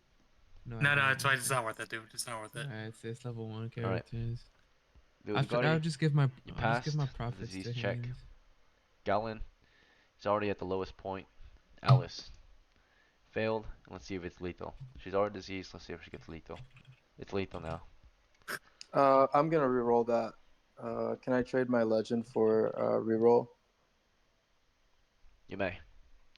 You ask for a Yes, Hail I'll Mary reroll here. that. You're no longer an old school legend here, right? You give it up for some mercy. You become just simply an old school adventurer. And you get a reroll then. Let's see. We're rerolling this d4. So a 1, it's still fatal. If not, she's just diseased. It's 3. Alright, simply diseased. Okay. So she's feeling really bad and sickly. Everyone is, right? It smells horrible. Again, those directly in the shit, such as our brave Dirdash and Leo Dagari, you have a -4 penalty at the moment, right? From the smell. Until you get out of here. Let's see. So it stinks so bad. And it feels so nasty. almost making it impossible to swing a weapon or to focus, right? You can dig. Digging is a simple task. Doesn't require much skill. But to fight, for example, it's going to be very dangerous for you. Alright, so it's hard to coordinate, pretty much, is what I'm saying, for those who are in the shit. Alright, moving forward. Let's get this turn passing. Dirdash was digging southeast and broke free another uh, 10% of the shit. So that's we're up to 40% of loosened compact earth that can be uh, broken up for coppers. Okay, 40% total. And while he's passing those chunks toward north, toward where Leodagari is, Leodagari spends turns smashing these bricks apart, these chunks. It does not take long, right? Every turn he can just basically break all of them, right? It's very easy for this. So as long as he's breaking them, picking up the coppers, he can clear up all of them at once. All 40%. It's just kind of easily picked up, smashed, and coppers picked from the floor. That takes him 10 minutes. So, you know, that's about 40 pounds of dirt, maybe, something like that, from the pile. Or no, more than that, about 80 pounds. This whole pile is about 200 pounds of shit. So he gets 80 piles, right? Almost half the size of a person, basically, or more than that, probably. It's got less weight than a person, but it's got more mass, right? Just dirt. So he smashes all this dirt apart. He pulls out the coppers, pulls free 40%, so nearly half as much as it can offer. So we'll get the exact count near the end once we finish looting it. But we've So also the higher the percentage of dirt, do you have to roll for more treasure if they get more dirt? no. So Okay. once you break up all 100% of the dirt, you get all 100% of the coppers. Simply that, right? It's about 200 Okay. pounds of dirt against the wall, or shit. That's kind of become dirt now. Let's see, just very very smelly refuse and dirt. It's actually maybe 50% made out of dirt, maybe 25% of it made out of other things, right, like bones and such, and the other 25% is probably made out of rotten feces and other things, right? Maybe pieces of meat that's decayed to Flesh. very small scraps of dirt. All right, Yeah. let's Okay. see. So the scroll was also freed. Scroll case, if you want that, like the scroll case that you acquired DoorDash during your dig. Do you want to hang this on your belt?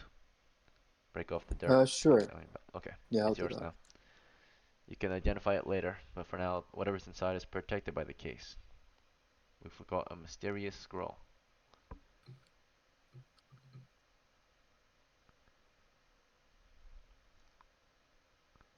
Looks like we only got coppers, guys. Okay, I mean it's better than last week, I guess, right? Especially Yeah, with a way smaller better. party than this. So, all right. So you got that. Hopefully. It's been quiet. You have been safe and careful, right? As to not agitate any monsters in the dungeon during your kind of small reconnaissance, right? Or scouting mission, your digging mission. Okay. As that happened, of course, as the two of you dug, one of you were still on watch. This was Gaines, watching toward the south, toward the pile of shit, carefully listening if there's anything else besides filthy insects and grubs. Alright, wrong die rolled, sorry. This one. Okay, you carefully listened for the turn. You heard all non-hard to hear sounds, which are just insects. Nothing quietly approaching or anything like that in the shit pile. Let's see. Alright, so no faint or distant noises were heard by Gaines. By Gaines, you can definitely hear plenty of insects toward the south. Grubs and nasty bits. Alright, it is now turn 3. You've been in the dungeon for roughly 30 to 40 minutes, okay? Torch is nearly halfway through. Um, with this turn, together, you know, Dirdash can keep pulling apart the dirt at the rate of 10% each turn. And while he's doing that, Leo Degari can just keep on smashing it and taking the coppers out. Is that fine? That's fine with me. Unless you Could I guys want to look to leave the now. party and say something while That's fine. I'd like to say, why don't we go back? We got what we came here for. It doesn't seem to be anything else here. Let's head back and take a rest and maybe try to get ourselves checked for diseases. Wait, All right, you wanna just loot up what we got and go back now? Sure. Yeah. Alright, yeah, because it doesn't seem to be that much anymore. Let's just get the few coppers that we loosened up, and then we can go. If that's fine with you guys. Whatever. Okay, so we've already collected 40% then. So let's count it out. It comes to be about, They said it was 50. nope, 40. Unless we dig Oh. another 10% of it. Okay, so we have 33 coppers. So 3 silver about. Okay, and we You didn't want see each anything then? else on there, right? Correct. Right, just dirt, bones, and copper bits still in the dirt. Okay. You guys ready to head out then? Yeah. Yeah, it's not worth it. Let's head out. Yeah, I don't want to dig and poop Trade a anymore. disease for a few more Uh, coppers. This Alright. is only this treasure type is one's just mainly coppers right now. Sadly.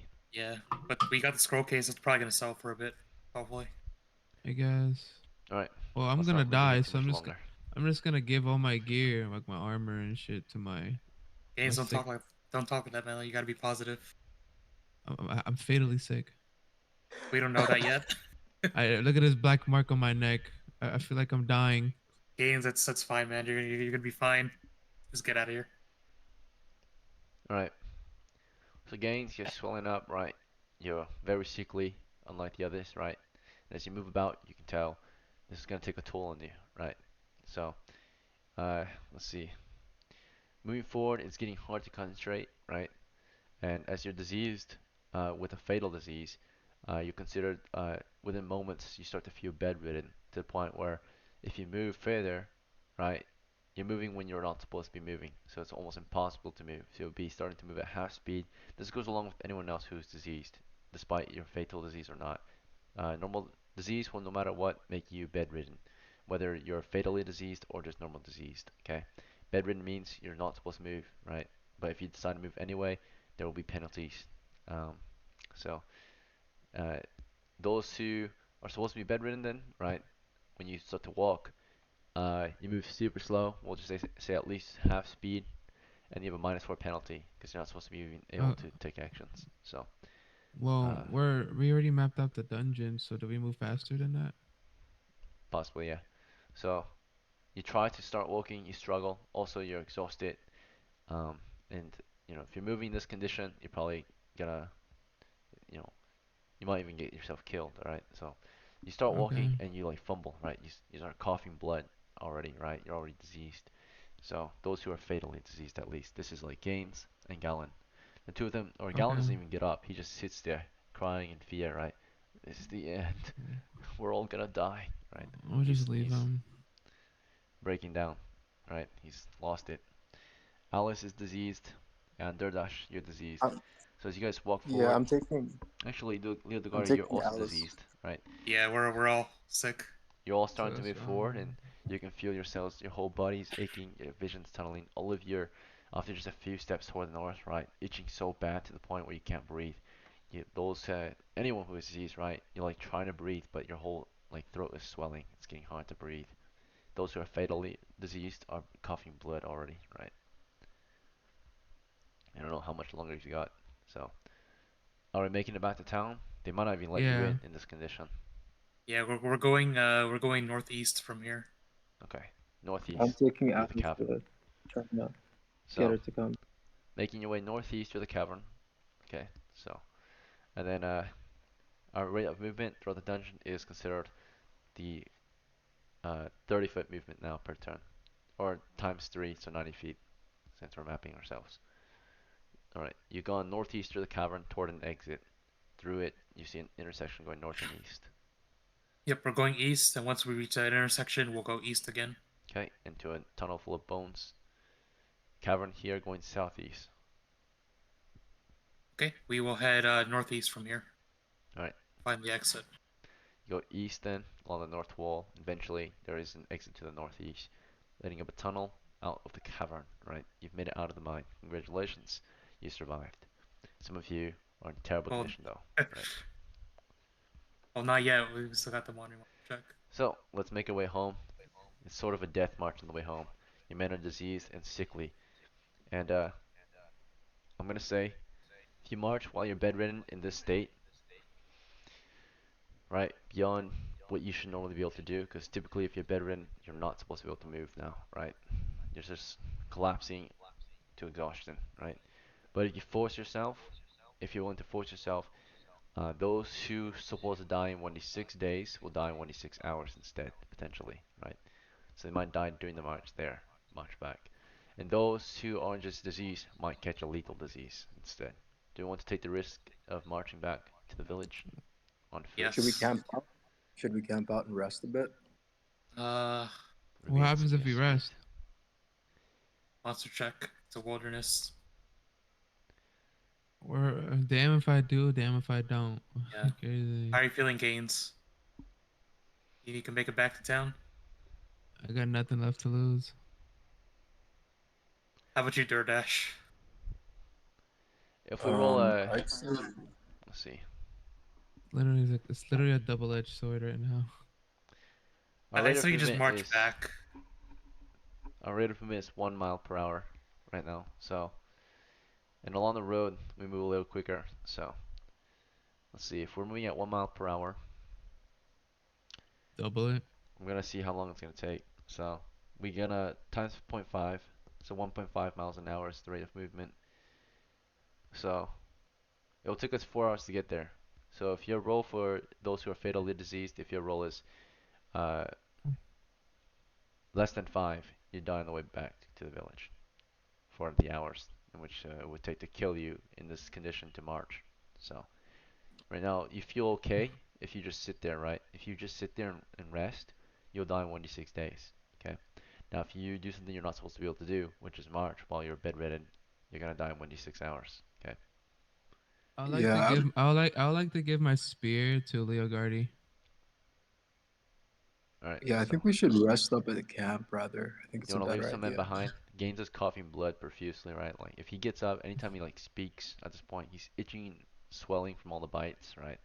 And breathing in all the feces. I'm gonna fucking die. You can see the end of Durdash, his voice, right? you wanna camp out here? Yeah, I think we should camp. So what Yeah, happens if we rest though? Like, because what's if they gonna die happen on the way then? back, it's gonna be hard to carry them back. Alright. Yeah. You can just leave Gaines to kind of die peacefully here, right? He can just die in the next few days on his own. Shit. I'll probably bury my belongings, like my armor and my spear, in the dirt near the camp. You want to stay close to this area? If you do, this area becomes diseased, right? So you might just move on. Maybe settle down somewhere near the coast and just die there peacefully. Yeah, can I bury my gear though? Near the Here at mines? the mine, all this Yeah, gear is like on the covered in camp. fecal matter, right? You're not clean, so you can bury it, but this could potentially spread diseases if anyone comes near it. I'll just die with my gear. I'll just plant the spear on the ground. And there's already Just a walk pandemic away. at the village, right? There's a disease spreading in the village right now. So, Yeah, I would just plant the tip of my spear, like stab it at the ground, let it stay in the ground like a right. shovel. You know how On the you way stab out, it? filthy as Yeah. you all are, Gaines kind of goes off to the side of the entrance, plants his spear in the rocks, tries to at least. The spear is dulled from it, right? He smashes it into the rocks. And then from there, he Yeah. kind of just settles down in a daze, right? He can barely concentrate. I'm gonna watch the sunset as I die. Okay. Gaines just sits there and rests, Shit. tries to breathe, but it's hard to breathe. Every breath is pain. Alright, So, as he slowly dies of disease, Dirdash, knowing the consequences of the march and your condition, you know, you're sweaty, you're in so much pain from the sickness, right? It's like you got bit by, you know, Wait, how am I covered in fecal matter if I was just watching towards a pile of shit? you're not perhaps, but you were I breathing wasn't in near. shit and you were bit by Yeah, I was breathing insects. in. Okay, Yeah, so, uh, but the others are, at least the Gari, your clothes are yeah. diseased, right? Anything you're wearing, most of your gear is yeah. diseased. So, you can take it off here so you don't further potential disease, right? You can leave it behind. You guys can build a camp and burn it, at least try to clean yourselves off before you head back to the village. Otherwise, they might not even let Yeah, I you in. think that's a good idea. Yeah. If you know a band of sickly men try to enter the village during the pandemic, right? they might not let you in, right? So they cover the Yeah. village, So fear the diseases. I guess we'll make camp here. Okay. Yeah, I'm gonna pray for Carm. I mean, Gaines. My bad. You tell him you'll pray for him, and you move on without him. The longer we stay around him, the longer we'll have a chance of disease. For the other two characters that broke down, did you guys drag them with you? I forgot to ask. For the most part, No. you guys seem Yeah, to have Alice. left I them think behind. Alice with. Yeah, we brought him with us. You brought them with you. Alright, so you pulled them behind you, trying to get them to follow. And you forced them to come with you, right? You would basically take their hand and just drag them through the dungeon in their broken states. And outside, you can see one of them is deathly sick as well. It's also Gaines, who's not Gaines, sorry, Gallant is fatally sick, right? Fatally diseased. He can stay with me. Alright, he sits with you. He says, you know, perhaps this was my way to redeem myself, right? He just sits there Maybe. in horror at the bites he's acquired from going on this adventure. Um, you guys knew what you signed up for, right? You all agreed to do this, so this is how it ends. Um, Yep. let's see. As they slowly die of their diseases, the other three make their way away from them, right, dragging Alice along.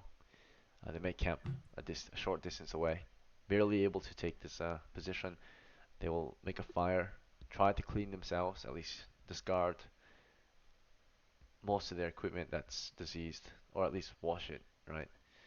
Um, you're near the coast. If you guys want, you can travel to the coast in the morning and wash yourselves in the water there, in the seawater.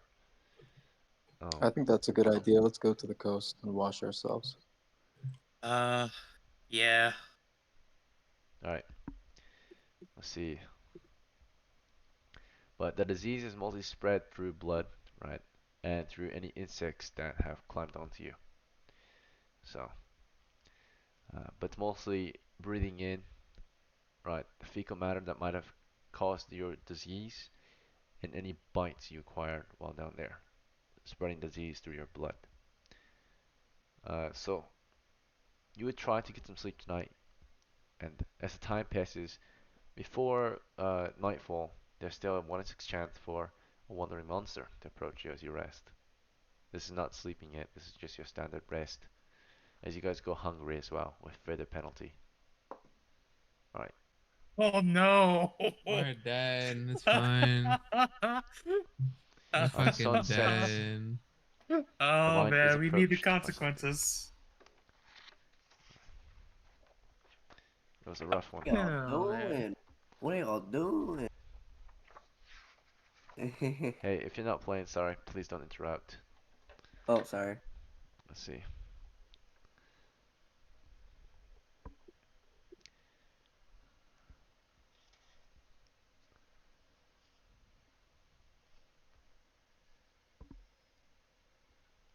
Alright, so the night is passing, right? And you're sickly and cold as the sun begins to set. It's the fall months in the Southlands, and it's breezy on the coast. And in the distance, all groups can hear what sounds like a pack of wolves. Oh Right. no. Oh, No. Oh no. Just swimming. So you're resting, or at least trying to, but with every minute passing, whatever is out there, or with every turn passing, whatever is out there seems to be drawing nearer and nearer. They move at exploration rate. So every turn they get a certain amount of yards closer. Their starting position when you first begin to hear them, it's going to be 110 yards or 330 feet. And the rate of movement, which I'll roll for, or not roll for, but check and calculate.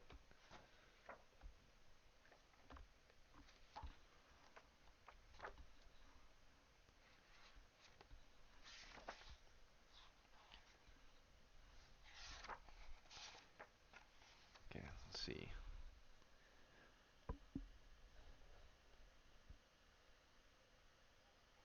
Seems to be at the rate of 60. The wilderness is gonna be 60 yards. Okay, 60 yards. Actually, no, we'll do feet. 60 feet per turn is their rate of exploration in the wilderness at the moment. Let's see. Yeah, per turn. Okay. We'll go with that. So again, they were at 330.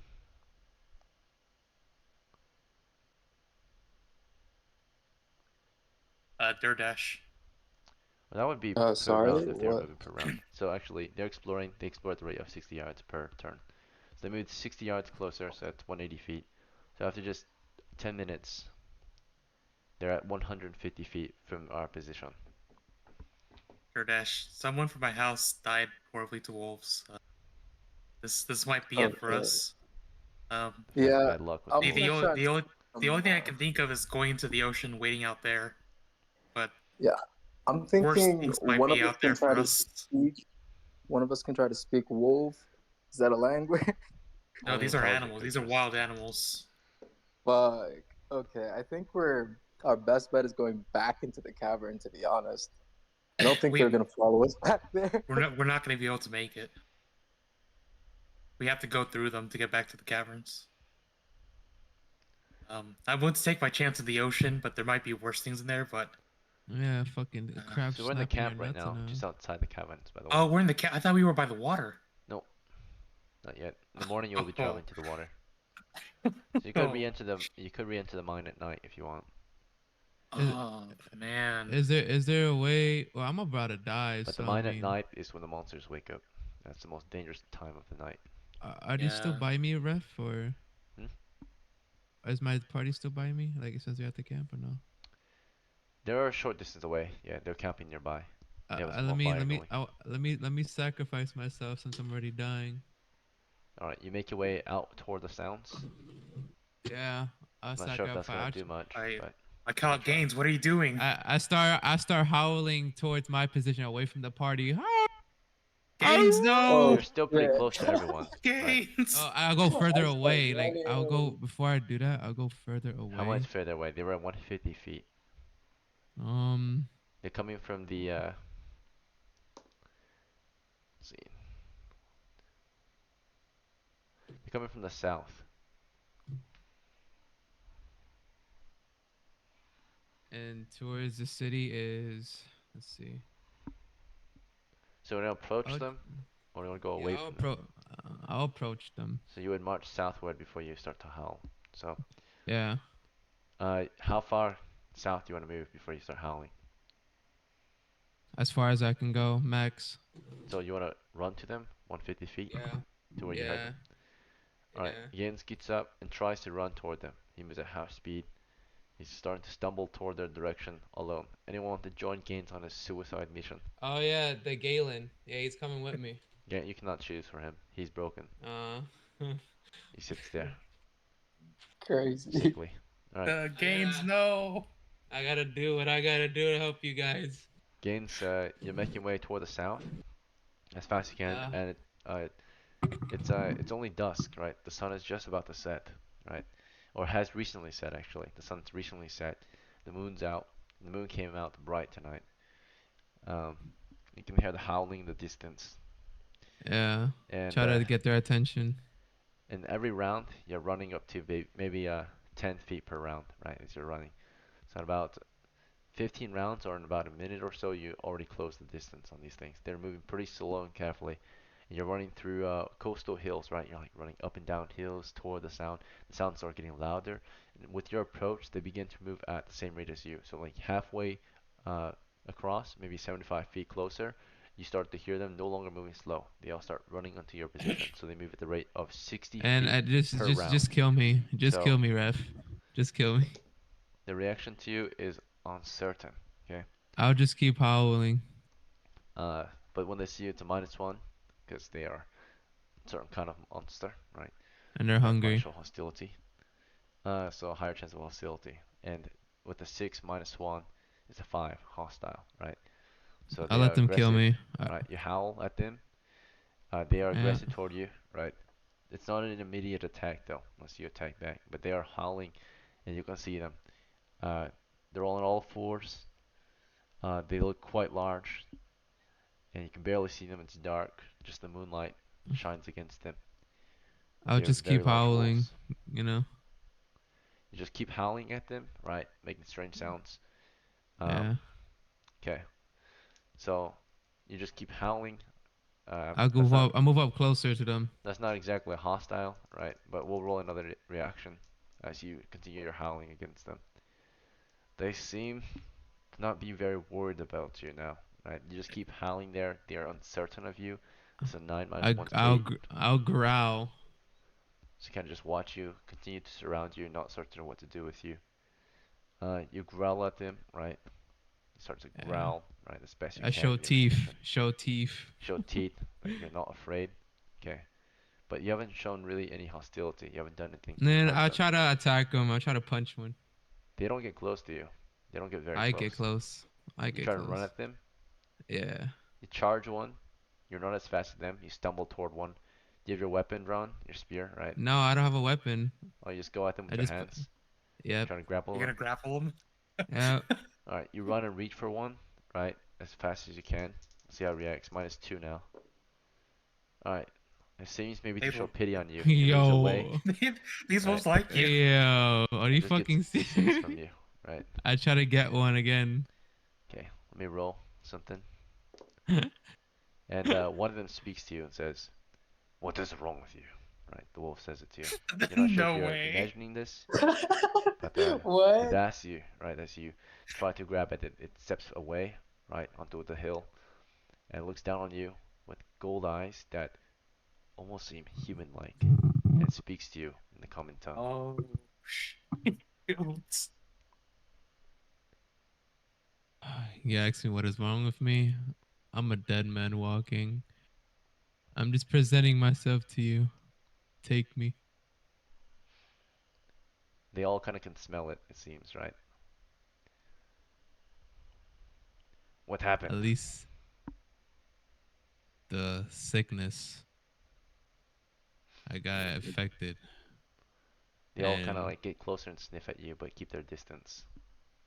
I'm infected with some sickness, and I show them the mark where I got sick, like the dark mark. I don't know if they can see it, but Your bite marks, sure. You show yeah. them, and they're already filled with pus, right?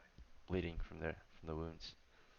End my misery. I fear the days are coming for me. The end of days. They all are starting to bark loud, right? Keeping their distance, maybe afraid of you at this point. Let me see their new reaction to you. We're at a -2 again. -1 because they're alignment. -1 because you're showing a very dangerous disease to them. Alright, so 6 -2 is a 4 hostile reaction. They bark and they growl aggressively, maybe warning you to keep your distance. Right? I tried to attack one again. You try to reach for one again. No. Okay. Right. -2 again. It's Am not a I melee buying attack. time for the party? Like they're Yeah, up you are. on Your me. party can hear them in the distance, and you guys are just resting peacefully now, right? You don't know what happened. Third, should we move or Yeah, I think we were Start moving, marching but okay. throughout the night? are we gonna march Yeah, towards the town, or are we going towards Like the water. dungeon? I'm doing all this for you guys. Hey, Third dash, I are we could go moving back towards to the town, town. or are we in the dungeon? Yeah, we're going to the town now. Okay, yeah, we're gonna start sprinting towards the town. Alright, a forced march back to the village throughout the night. Yeah. Yeah, as you do this, the others left behind. You guys want to take Alice with you? Yes. Yes, please. You struggle to drag her along, but you take her with you. Alright, you guys trot into the Actually, village throughout the night. And Gaines, as back the to you. Yeah. I asked them what are you?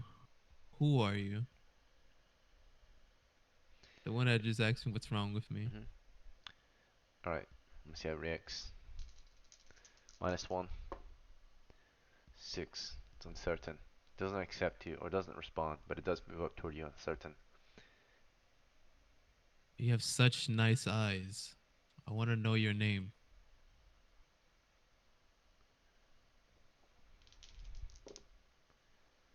To that, it does not speak either. It just watches you carefully. As it tries to get closer to me, I want to try to pet it You reach at him again? Okay, -2. gently. Alright, Bro. -6. That's 6. Yo. Okay, it's uncertain. You're trying to seduce it. It continues to keep its distance, but it doesn't show hostility anymore, right? It's carefully backing up. You want to keep reaching for it? I asked for it. What is your name? Alright, 2 minutes to you. Finally, we get a pretty darn negative reaction. Fuck 2 or yeah, less is kill hostile me. and attacks. Finally, Hell yeah. it reaches for you. Finally. It doesn't bite you. Instead, it just kind of like slashes at you with a claw. And I So, try to it's not a bite grapple it. attack. At that point, you try to grab it. Okay. And you are, let's see if you're faster than it. I'm a fighter. You are indeed faster in combat, in hand-to-hand combat than this thing. So you have 2 attacks. You get 1 before it even has a chance to bite. 17 strength. 17 strength. So as it moves in, you grab, rolling to hit against its armor class to penetrate its fur. Or no, it doesn't. You don't roll the hit. You're not trying to penetrate its fur. You're just trying to grab It's a it. door So you can, check. Yeah. Yeah. force Force door check. check. So AC is for if you're trying to penetrate armor. Okay. No. Let's see. The armor doesn't matter in this Yeah, you just scenario. grab it. You're grabbing his armor, so you're not trying to penetrate it. So you don't no need to roll an attack roll. In this case, you're gonna do a force doors check with a 4 and Plus 6 2 chance of strength. success. Failed. Okay. So you are able Oh to at least no. grab it. That's it. You can grab him. That's all you're able to do. Applying uh, your All my encumbrance rate. weight. You apply maybe half your weight since you're half encumbered. So Yeah. maybe about 80 pounds is what you're holding him with at the moment, Mhm. which is not enough to hold him down. So he also gets a saving throw, right, versus paralysis to not even be touched, and he passed it. So you don't even get to touch him, right? He easily passed by and slashed at you with its claws, right? I'm Before he dead. can, you get a you get an initiative check to get another grapple. Okay. All right, you're white, Okay. he's red. Okay. 3 and 6. He gets his cut in before No, you have a I'm chance. dead. You're diseased, but you still got hit points. Let's see. Does it since he hit me, does that mean he has to roll a Technically, you can't disease or fight in no? combat. That's right. So because you're considered diseased and wounded in action, any hits against you is a kill, right? If it wants to be a kill. So, but does he get disease since he touched me or no? I If he got gets his pus blood leaking on, all over me. if your blood gets to him or your fleas or bugs get on him, then yeah, potentially. He's slashing me, so Right. yeah. So he's using his claws, not his teeth, right? He's just cutting at you with his claws. Doesn't make a lot of contact with you, right? So That's fine. slashes I'm at dead. you. It's an automatic hit and an automatic wound since you're already wounded. So Can I just kill off my character? it gets it. I mean, you can kill yourself, but I don't have it anything. chose where to hit you, and as you reach for it, it slashed and slit open your forearm. Right, your left arm is barely hanging on, or your left hand. Right, it almost cut off your hand completely with the claw. So you got a big Yeah, gash in your forearm. yeah. I'll Okay. stick the middle finger at it. All right, you flip it off. It's broken your left arm at this point, barely hanging in there with that heavy clawing blow. Right. You kind of step back, flip it off. You're wounded. Blood is pouring from your wound. If this wound is not covered in 1d6 minutes, you will bleed out and die. Your open wound, it will take 5 minutes to kill you. Blood is spurting out of your left arm, right? Through your Okay, open since veins I'm and gonna arteries. die, I'm a try to bestow fear on them. I'm gonna What do be you do? like, I'm not the target. You guys are. I'm just a distraction. You tell them that. Let's see how they feel about that. That's pretty concerning. It sounds like, right? They don't really. It's really vague, and creepy. All right, -2 reaction. So 8 -2 is 6. They're uncertain of what to think. All right, they just kind of just keep watching you carefully, uncertain of what this prey is trying to do to them. Right. All right. The rest of you still making your way toward the village. You just began your travels with a Yeah. rate of 1 mile or half a mile per hour. Actually, no wait, just 1 mile per hour is your rate. Yeah. Okay, so 1 mile per hour rate is your rate on the way home. Should get the road is 50% faster, so it should take you 4 hours to get back. Yeah, 4 hours to get back. Okay, so during your travels, marching in this condition, um, we're going to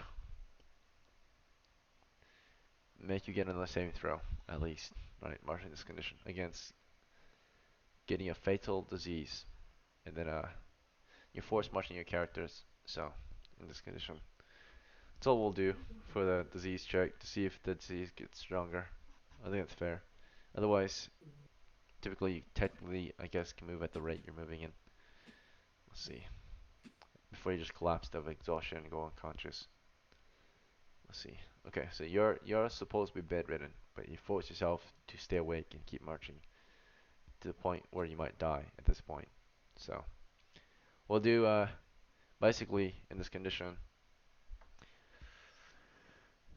We'll do a save against disease, okay, and because you're forced marching in this condition, um, and you technically could travel if you weren't diseased. So you got the energy at least. You just don't have the. You just have a sickness. You have the energy, so you can technically still march. You're just diseased, which halves your weight. So naturally, being dizzy doesn't make your feet weaker, or your doesn't make you exhausted, but you're dizzy and sick. So basically, what's gonna happen is you're gonna get a saving throw versus disease, and you're gonna saving throw for from dying of forced march. That's it. So we'll start with DoorDash disease check passed. Okay. Actually, that was just a roll for the 1 in 20 chance to not get diseased. Okay. So here's your saving throw. Okay, failed. So let's see if it's fatal. 1 in 4 chance. Not fatal. Okay, you just stayed diseased. Roll against dying of exhaustion on the way back. Alright, passed. Alright, next is Leo Degari. So, rolling to see if you have a 1 in 20 chance of not getting further diseases. Failed. Rolling to see if you fail your saving throw. Failed. Rolling to see if it's fatal. And it's fatal. Okay. Alright, on the way Wait, who's back, fatal? Wait, who's Negro's fatal? fatal. Halfway. Leo Degari. Let's roll if there's any encounters out there. There are. Oh Halfway my through. bro! God. As Oh. Negro's We're fatal. at- it's a You have TPK. 2 hours before you're dead. Right, in this condition. Could I re-roll the encounter? If Could you're I further re-roll to the no. march. encounter before you Okay. describe it? If you stay here, you Don't have do 2 it, days. DoorDash. Okay. 2 days if you don't move. Here's the. You want to waste it? You're pretty much doomed to die at this point. So Don't do it, Tony. It's not worth it. at least one of you is doomed to die. Let's see. I'm trying to save Alice. Like, I'm gonna Oh, re-roll Alice, it. she's just standing there. Okay, you want to re-roll the encounter? Yeah. Okay, rolling 1 in 6 chance. It's a 1 again. So And there's your one, Leo. You have one. you lose your messy roll. Oh man. Right. Valor has another adventure. Oh. I'm not. I'm not wasting it. Yeah. Okay. We She lost the chose to magic leave. weapon. Right. It's her choice. We lost the magic We all know the weapon, folks. consequences. Right. So Bury the magic weapon. Bury the magic weapon. at least we know you tried, Donnie. You spent, 2 mercy rolls on just trying to save her character or something like that. So you tried a lot just to keep her alive. You pray for her. You have great favor for this character. Let's see. And she's doomed to die. She set herself up for failure. Let's see. Well, she Alright. has a very valuable item, so And Wait, it's I not thought that getting was help. I thought that was encounter roll, not the disease roll. I did an encounter roll. I did a disease roll too. So Oh, okay. So wait, I'm Well- holding. Yeah, I'm holding down an encounter roll for you guys. So you got another monster hitting this is your right. way. This I know, right yeah. here is my encounter roll. So Okay, I'm okay. stopping what the we're other encountering. encounter from being sandwiched from you guys. all right, we're gonna be in the grasslands by this time. We'll say. Let's see. At this time of night. It's nighttime. So nighttime I usually do like a 2 in 6 chance of an encounter. Let's see. Especially if you're traveling. It's in the hills, no? Right. No, it's No, it might be a dragon. Please be a Grasslands. dragon. He smells magic items, summons a dragon. I mean, there is. What to blame him? Right. And you hear what sounds like weird hollering out in the grasslands approaching, right? Lots of it, moving through the tall grass, hollering, It's wolves. barking, and screeching, right? Sounds. Sounds like nothing you've ever heard before. DoorDash. They're coming from all I'm gonna directions. tell them to it head sounds back. like No. it's dark. You cannot see DoorDash. anything. So this seems like the end. None of you can move DoorDash. quickly. Yeah, what's up? Go ahead. I'm trying to talk to DoorDash. Go ahead. Eakin's talking. Wait. Oh, sorry. No, go ahead. DoorDash. Tell my house that how I died and I tried to be brave. Keep on going the road. The other guy is gonna grab his spear two-handed and he's gonna head out towards the barking. Take Right. the road. I have faith in God. And then he takes his holy symbol and tells Leodagiri to head back The with sad part Alice. is And I he rolled the stands encounter there. direction and it's coming from the northeast. That's toward the village. Oh my So gosh! Very magic this means weapon. pretty much they're coming from the northeast, moving southwest on your position. So one of you might just wait it out or try to go around through the tall grass, but you might lose Uh, track of the road. So yeah, Durdash, I'm already gonna die, bro. I'm a dying man. Let too my bad, let man. my You final perished. hours be glorious. I'll try to distract them. You go on with Alice. All right, Dodash. Do Okay. you want to move north or south into the tall grass or back the way you came? The approaching enemy is coming from the Um, northeast. I'm going to go around the grass, away from the direction that they're coming, but towards the town. So I'm going to try to circle around. Okay, so north or south to circle around. Southeast of the road, which is the Uh, right side, or northwest, which is the left side. Northwest. Northwest. Okay, you go northwest into tall grass, and they're coming in from the northeast, right? You can imagine the positioning, right? Going outward away to circle back, maybe make your way back to the village, hopefully. As you're breaking ways, Ludogari stays back, and maybe you might be able to hold them off. They're approaching. Let me see their starting distance. It was at, let's see, 10, 18, 180 yards. And we did speak, so that will count as a turn as they approached. They approached carefully, so they're moving pretty slow. So again, 180 yards times, we'll do by feet, times 3.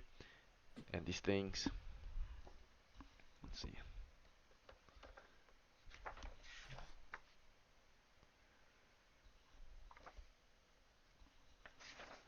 Right. They seem to be approaching at the rate of 40 feet per turn, or if I meant 40 yards per turn. So by the time the other two broke away from you, right, stumbling through the tall grass sickly, um, they were only 500 yards away. Okay, or not 500 yards, 500. No wait, so it was 540 feet and 40 yards of movement, so that's 120. So minus 120. So they're at 420 feet from your position, Udagari. You wanna hold and have your spear ready still? No, I'm gonna charge at them. I'm gonna make some noise, try to Holler back. get them to get them to charge me as well. Okay. Distract them. You show hostility, right? You yell, you war cry, running with your spear, bayonet charge right in their direction. Yep. Right now you don't lower it. Maybe you just kind of run. If you lower it, you would move slower. So, but soon you will lower it as you draw closer. In this moment, you start to move at the round rate. Every round you're moving 10 feet closer. So they start to move at the round rate too. So because you start hollering and running toward them, they start doing the same. Uh, Let me roll the reaction as they run toward you. You make some strange noises, but there's just one of you making the noise. I will still I will actually maybe make a morale check.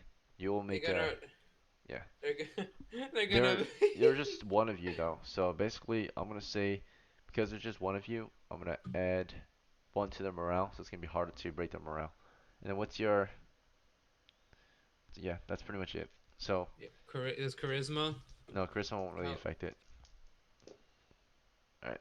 So 6 they stay 7. together. Yeah. 7. Okay. So yeah, they stay together. So you're not Okay. very fearsome, right? So it would be a -1 actually. So Yeah. uh So they don't if break they would morale. roll a They 10, continue that toward you. would make. And when you got 10 feet closer, they got 40 feet closer. So from 420 minus 50, in one round of movement, you're at 370 feet from them. You still cannot see them. You can still hear them though. You want to keep running? Yeah, I keep charging all the way, making noise until Another I come 50 to feet. contact. We're at 320. We don't see them yet, but we're getting closer. Let's keep going.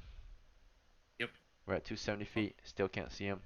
The moonlight shines the way. It's hard to see still. They seem to be moving through tall grass. You think, right? Given the sounds are coming from not the road exactly, but from the north and the east, right? So let's see. Some is coming from the northeast too, but you don't see any on the road directly yet. Okay, at 220 feet, still can't see anything. You can hear them approaching. At 170 feet, that's pretty darn close now. You can start to see the grass is moving right in your direction. things are moving through the grass toward you, and you see a few of them on the road now. Let's see. At 120 feet, you're getting very close, right? In 2 rounds, you guys will basically be in contact. You're running and running. You see them on the road. You see them in the grass. They're kind of surrounding you. Let me give you the numbers. Let's see. Can I see what they are? They seem to be these large, ferocious, uh, hairy beasts with long arms and long legs, uh, and deep eye sockets that are kind of reflecting the light of the moon toward you. Okay. So these white lights coming from their eyes. They've got these massive fangs and teeth, mouthful of teeth. Uh, they're very lanky, and they make horrifying screeching sounds as they continue galloping in your direction. Let's see. You charge them bravely, since you have not given up the fight yet. Let's see. We're at the total of 6 plus 5, 11, plus another 5 is 16, 18 of them, right? About 6 of them on the road, 6 and 12 of them off-road on either side. So, closing in on you. Alright, Alright, as they charging close them. in, here's their reaction to you. You're showing hostility. Let's see if they're directly hostile or not. -2 because of... No, -1 because of your sounds. -1 because they're hunting. Let's see, it's nighttime. Alright, 9 minus 2, 7. They are uncertain as you're closing in, right? They just kind of surround you, not certain of what to make of you right away. You're running toward them, closing in with your spear still at -50. So we're at 70 feet. You want to keep closing? At that point, they Yep. kind of like slow down, watch you for a moment, and you just keep charging. You charge 10 feet closer, they just stand there. You're at 60 feet, still closing at 50 feet, right? You just keep moving. New reaction check. Okay, they start to get hostile now. They finally see what you're trying to do, that you're moving in their direction aggressively, as aggressively as you can stumble, right?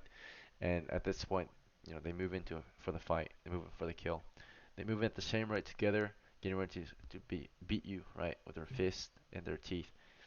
They all move in at once, and as they're moving in, you're at least able to stab at one of them from a distance before it all goes down, right? So, uh, let's see. They seem ferocious and large and beast-like. They're screaming. That's it. Here we go. I'm gonna roll your attack roll, your first attack against their ranks. With your spears, an 18 to hit. It's a hit. You're using your spear in 2 hands. It's dark, but you still are able to land that hit. The moonlight shining on your party, you and them. 1 damage with your strength.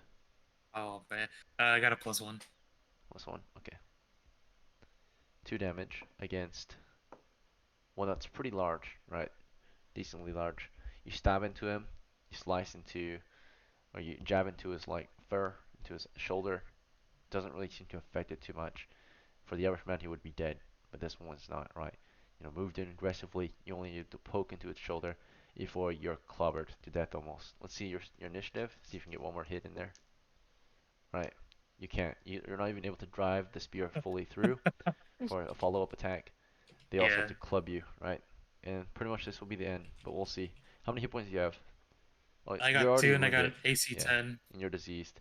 So further action, right, as you're seeking, stumbling, right, as you land that jab in, they grab and pull and bring you to the ground, right, just start ripping through you, right. Like the first blow you felt was them slamming into your gut, right, like one of them just rushed into you. Next thing you Yeah. know, like they're gnawing their teeth into your neck, into your armpit, into your groin, right, everywhere, bites and pulls, and you're ripped apart by these things. They're savage. Okay. It's a gruesome sight, but no one is there to witness it, only hear it from a distance. Degari, you're dead. Yep. Derdash, you're alone with Alice. You're trying to make your way out of the Yes. situation.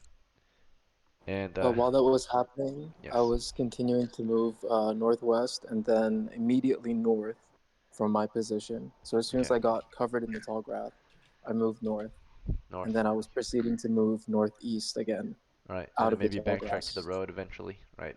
Yes. Moving southeast and then east on northeast along the road. Okay. So eventually you went around the whole situation. And typically in old school D&D, if you choose to flee, you're allowed to flee, right? If you successfully are able to break the distance. So usually fleeing is always an option, right? And you chose to live to fight another day and flee the fight, and you survive. So home is not far from here. At that moment, when you were at that in the grasslands, you're only about 2 miles from home. You get to the gate finally near dawn, right? Or not near dawn, but the witching hour. It's super late at night, and like there's like barely anyone on watch. But you approach the gate, you're exhausted. Almost, you yourself, your character might not be able to stand anymore for much longer. But you stand there with Alice, who's also sickly, and you dragged her along as far as you could. The small hobbit, right, of a woman. And from the gate, you hear them call out to you, right? Finally, who the hell is out there at this time? Right? They kind of wave their lanterns down toward you. They can barely see you. Um, how do you respond? Um, I am Daredash of House Donny, the fabled legend.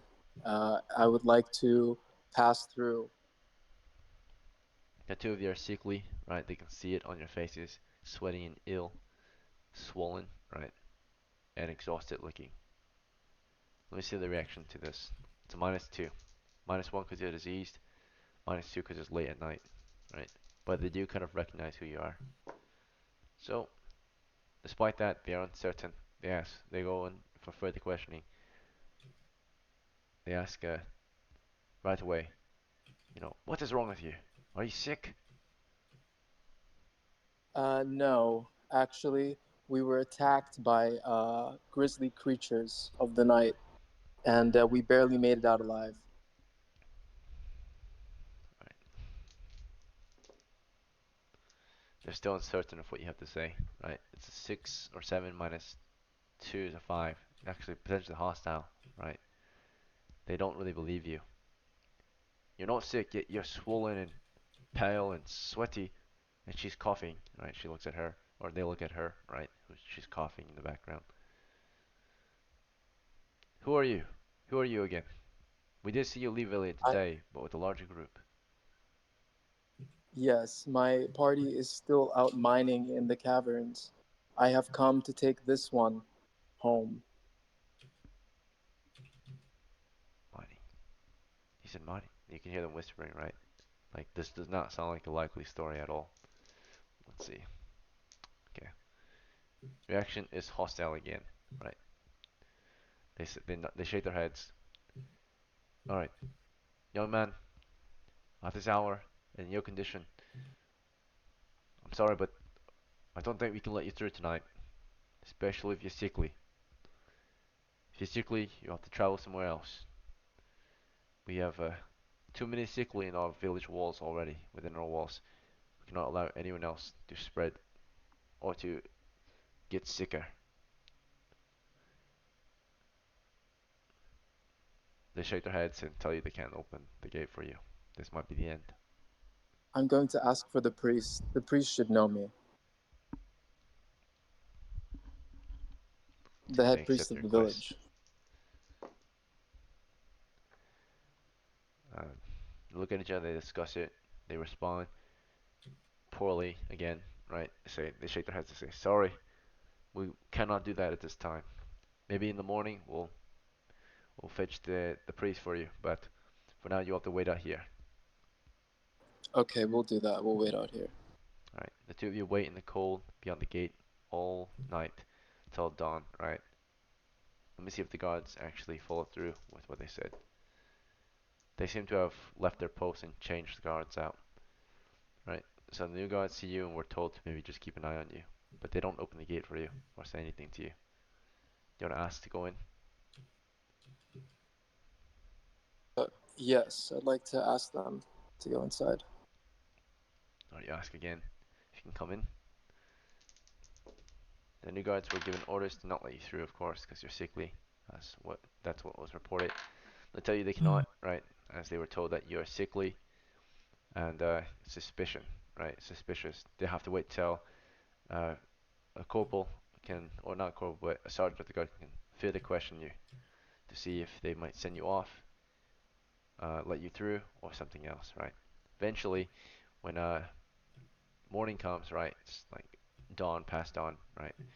Sergeant does come to further question and decide your fate, whether you must move on, because they cannot just leave you there the whole time, right? So they'll tell you to either move on, or let you in, right? So the sergeant comes and asks again, right? He sees that you're sickly, cold, wounded, right? All of that, tired. He says, to you, he asks first, right? Good morning. Uh, please state your business and what's your names. I am Derdash of House Donnie, and this is Alice of House Madison. We have come seek the priest. I will speak to none other than the priest, for he knows me. Right. You've been respectful. You've answered his questions, +1. But then, of course, you are suspicious, given what you said earlier, right? -1. With the charisma, My charisma check.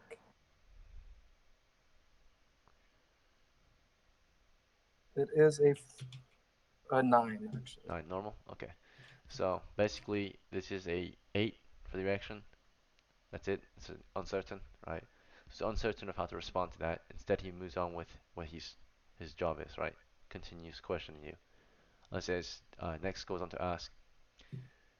So he ignores your request to talk to the priest. He keeps talking to you, and he asks, my guards state that you might be sick, or claim that you might be sick. Uh, Given what I see here, can you explain your current condition, young man and lady? If you wish to enter and you know These we are cannot let anyone sick through, what is wrong with you? these are only wounds of battle. I am but a holy cleric. I have been passing through the mines for a while, gathering resources, but my party chose to stay behind for night fell, and this young lady was crying to go home. So I took her. I'm taking her back. Okay, so 5, 6, 11. Okay, your story doesn't seem very likely still, right? So that's a -1. You're in That's a a sickly 10. condition, -1, but +1 for That's a, respect, right? So so +1. 9. So we're at 9. 11, That's a -1, 9. so 10. Oh, really? Yes. Oh, So 1, 1 he plus 1. accepts Okay. what you have to say, right? Or agrees with what you have to say. So he nods, says, "All right. Perhaps you're not sick. Perhaps you did not hear that the village has limited visitors from the mines, especially. If you are indeed who you say you are, Dodash of House Doni and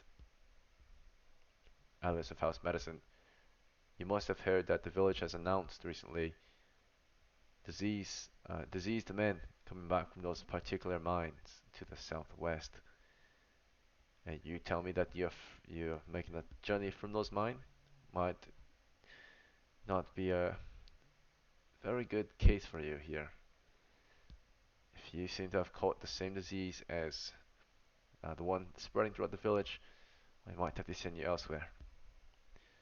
There'll be a sanctuary far from here, but if you can make it, they might be able to cure your current disease or predicament. I don't know how you might be able to afford it, but if you have the coin to pay now, we can at least set you up with some animals and food so you can make the journey. I may ask the priest to spare me some coin for my pilgrimage to the sanctuary.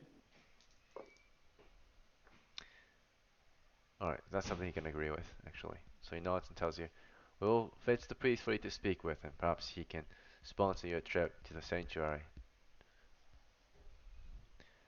There's a temple some distance from here you should visit. It is far to the west of here. Maybe a few days travel by horse, maybe a week of travel by foot. But we'll bring you the priest. Hang in there, young lady and young man. The sergeant leaves. They cannot leave you there forever, right? So they have to figure out a situation for or a solution for your party. Eventually, the The priest will fuck am come. I hearing? Village priest arrives, right? Sees you. You can see the priest. He sees the two of you. He might recognize Dodash, right? As one of the acolytes of the village once upon a time ago. He does not recognize Alice. But he sees the two of you down there and asks, goes to ask, what is it that you have come to Sapphire, right? And why do you need to, what can he do to help you, right? What do you say? I am but a humble priest. I have served under you, and I have trained under you. Maybe you do not remember me, but I remember you, and I would ask you to spare some coin for me and my friend to take a pilgrimage to the sanctuary.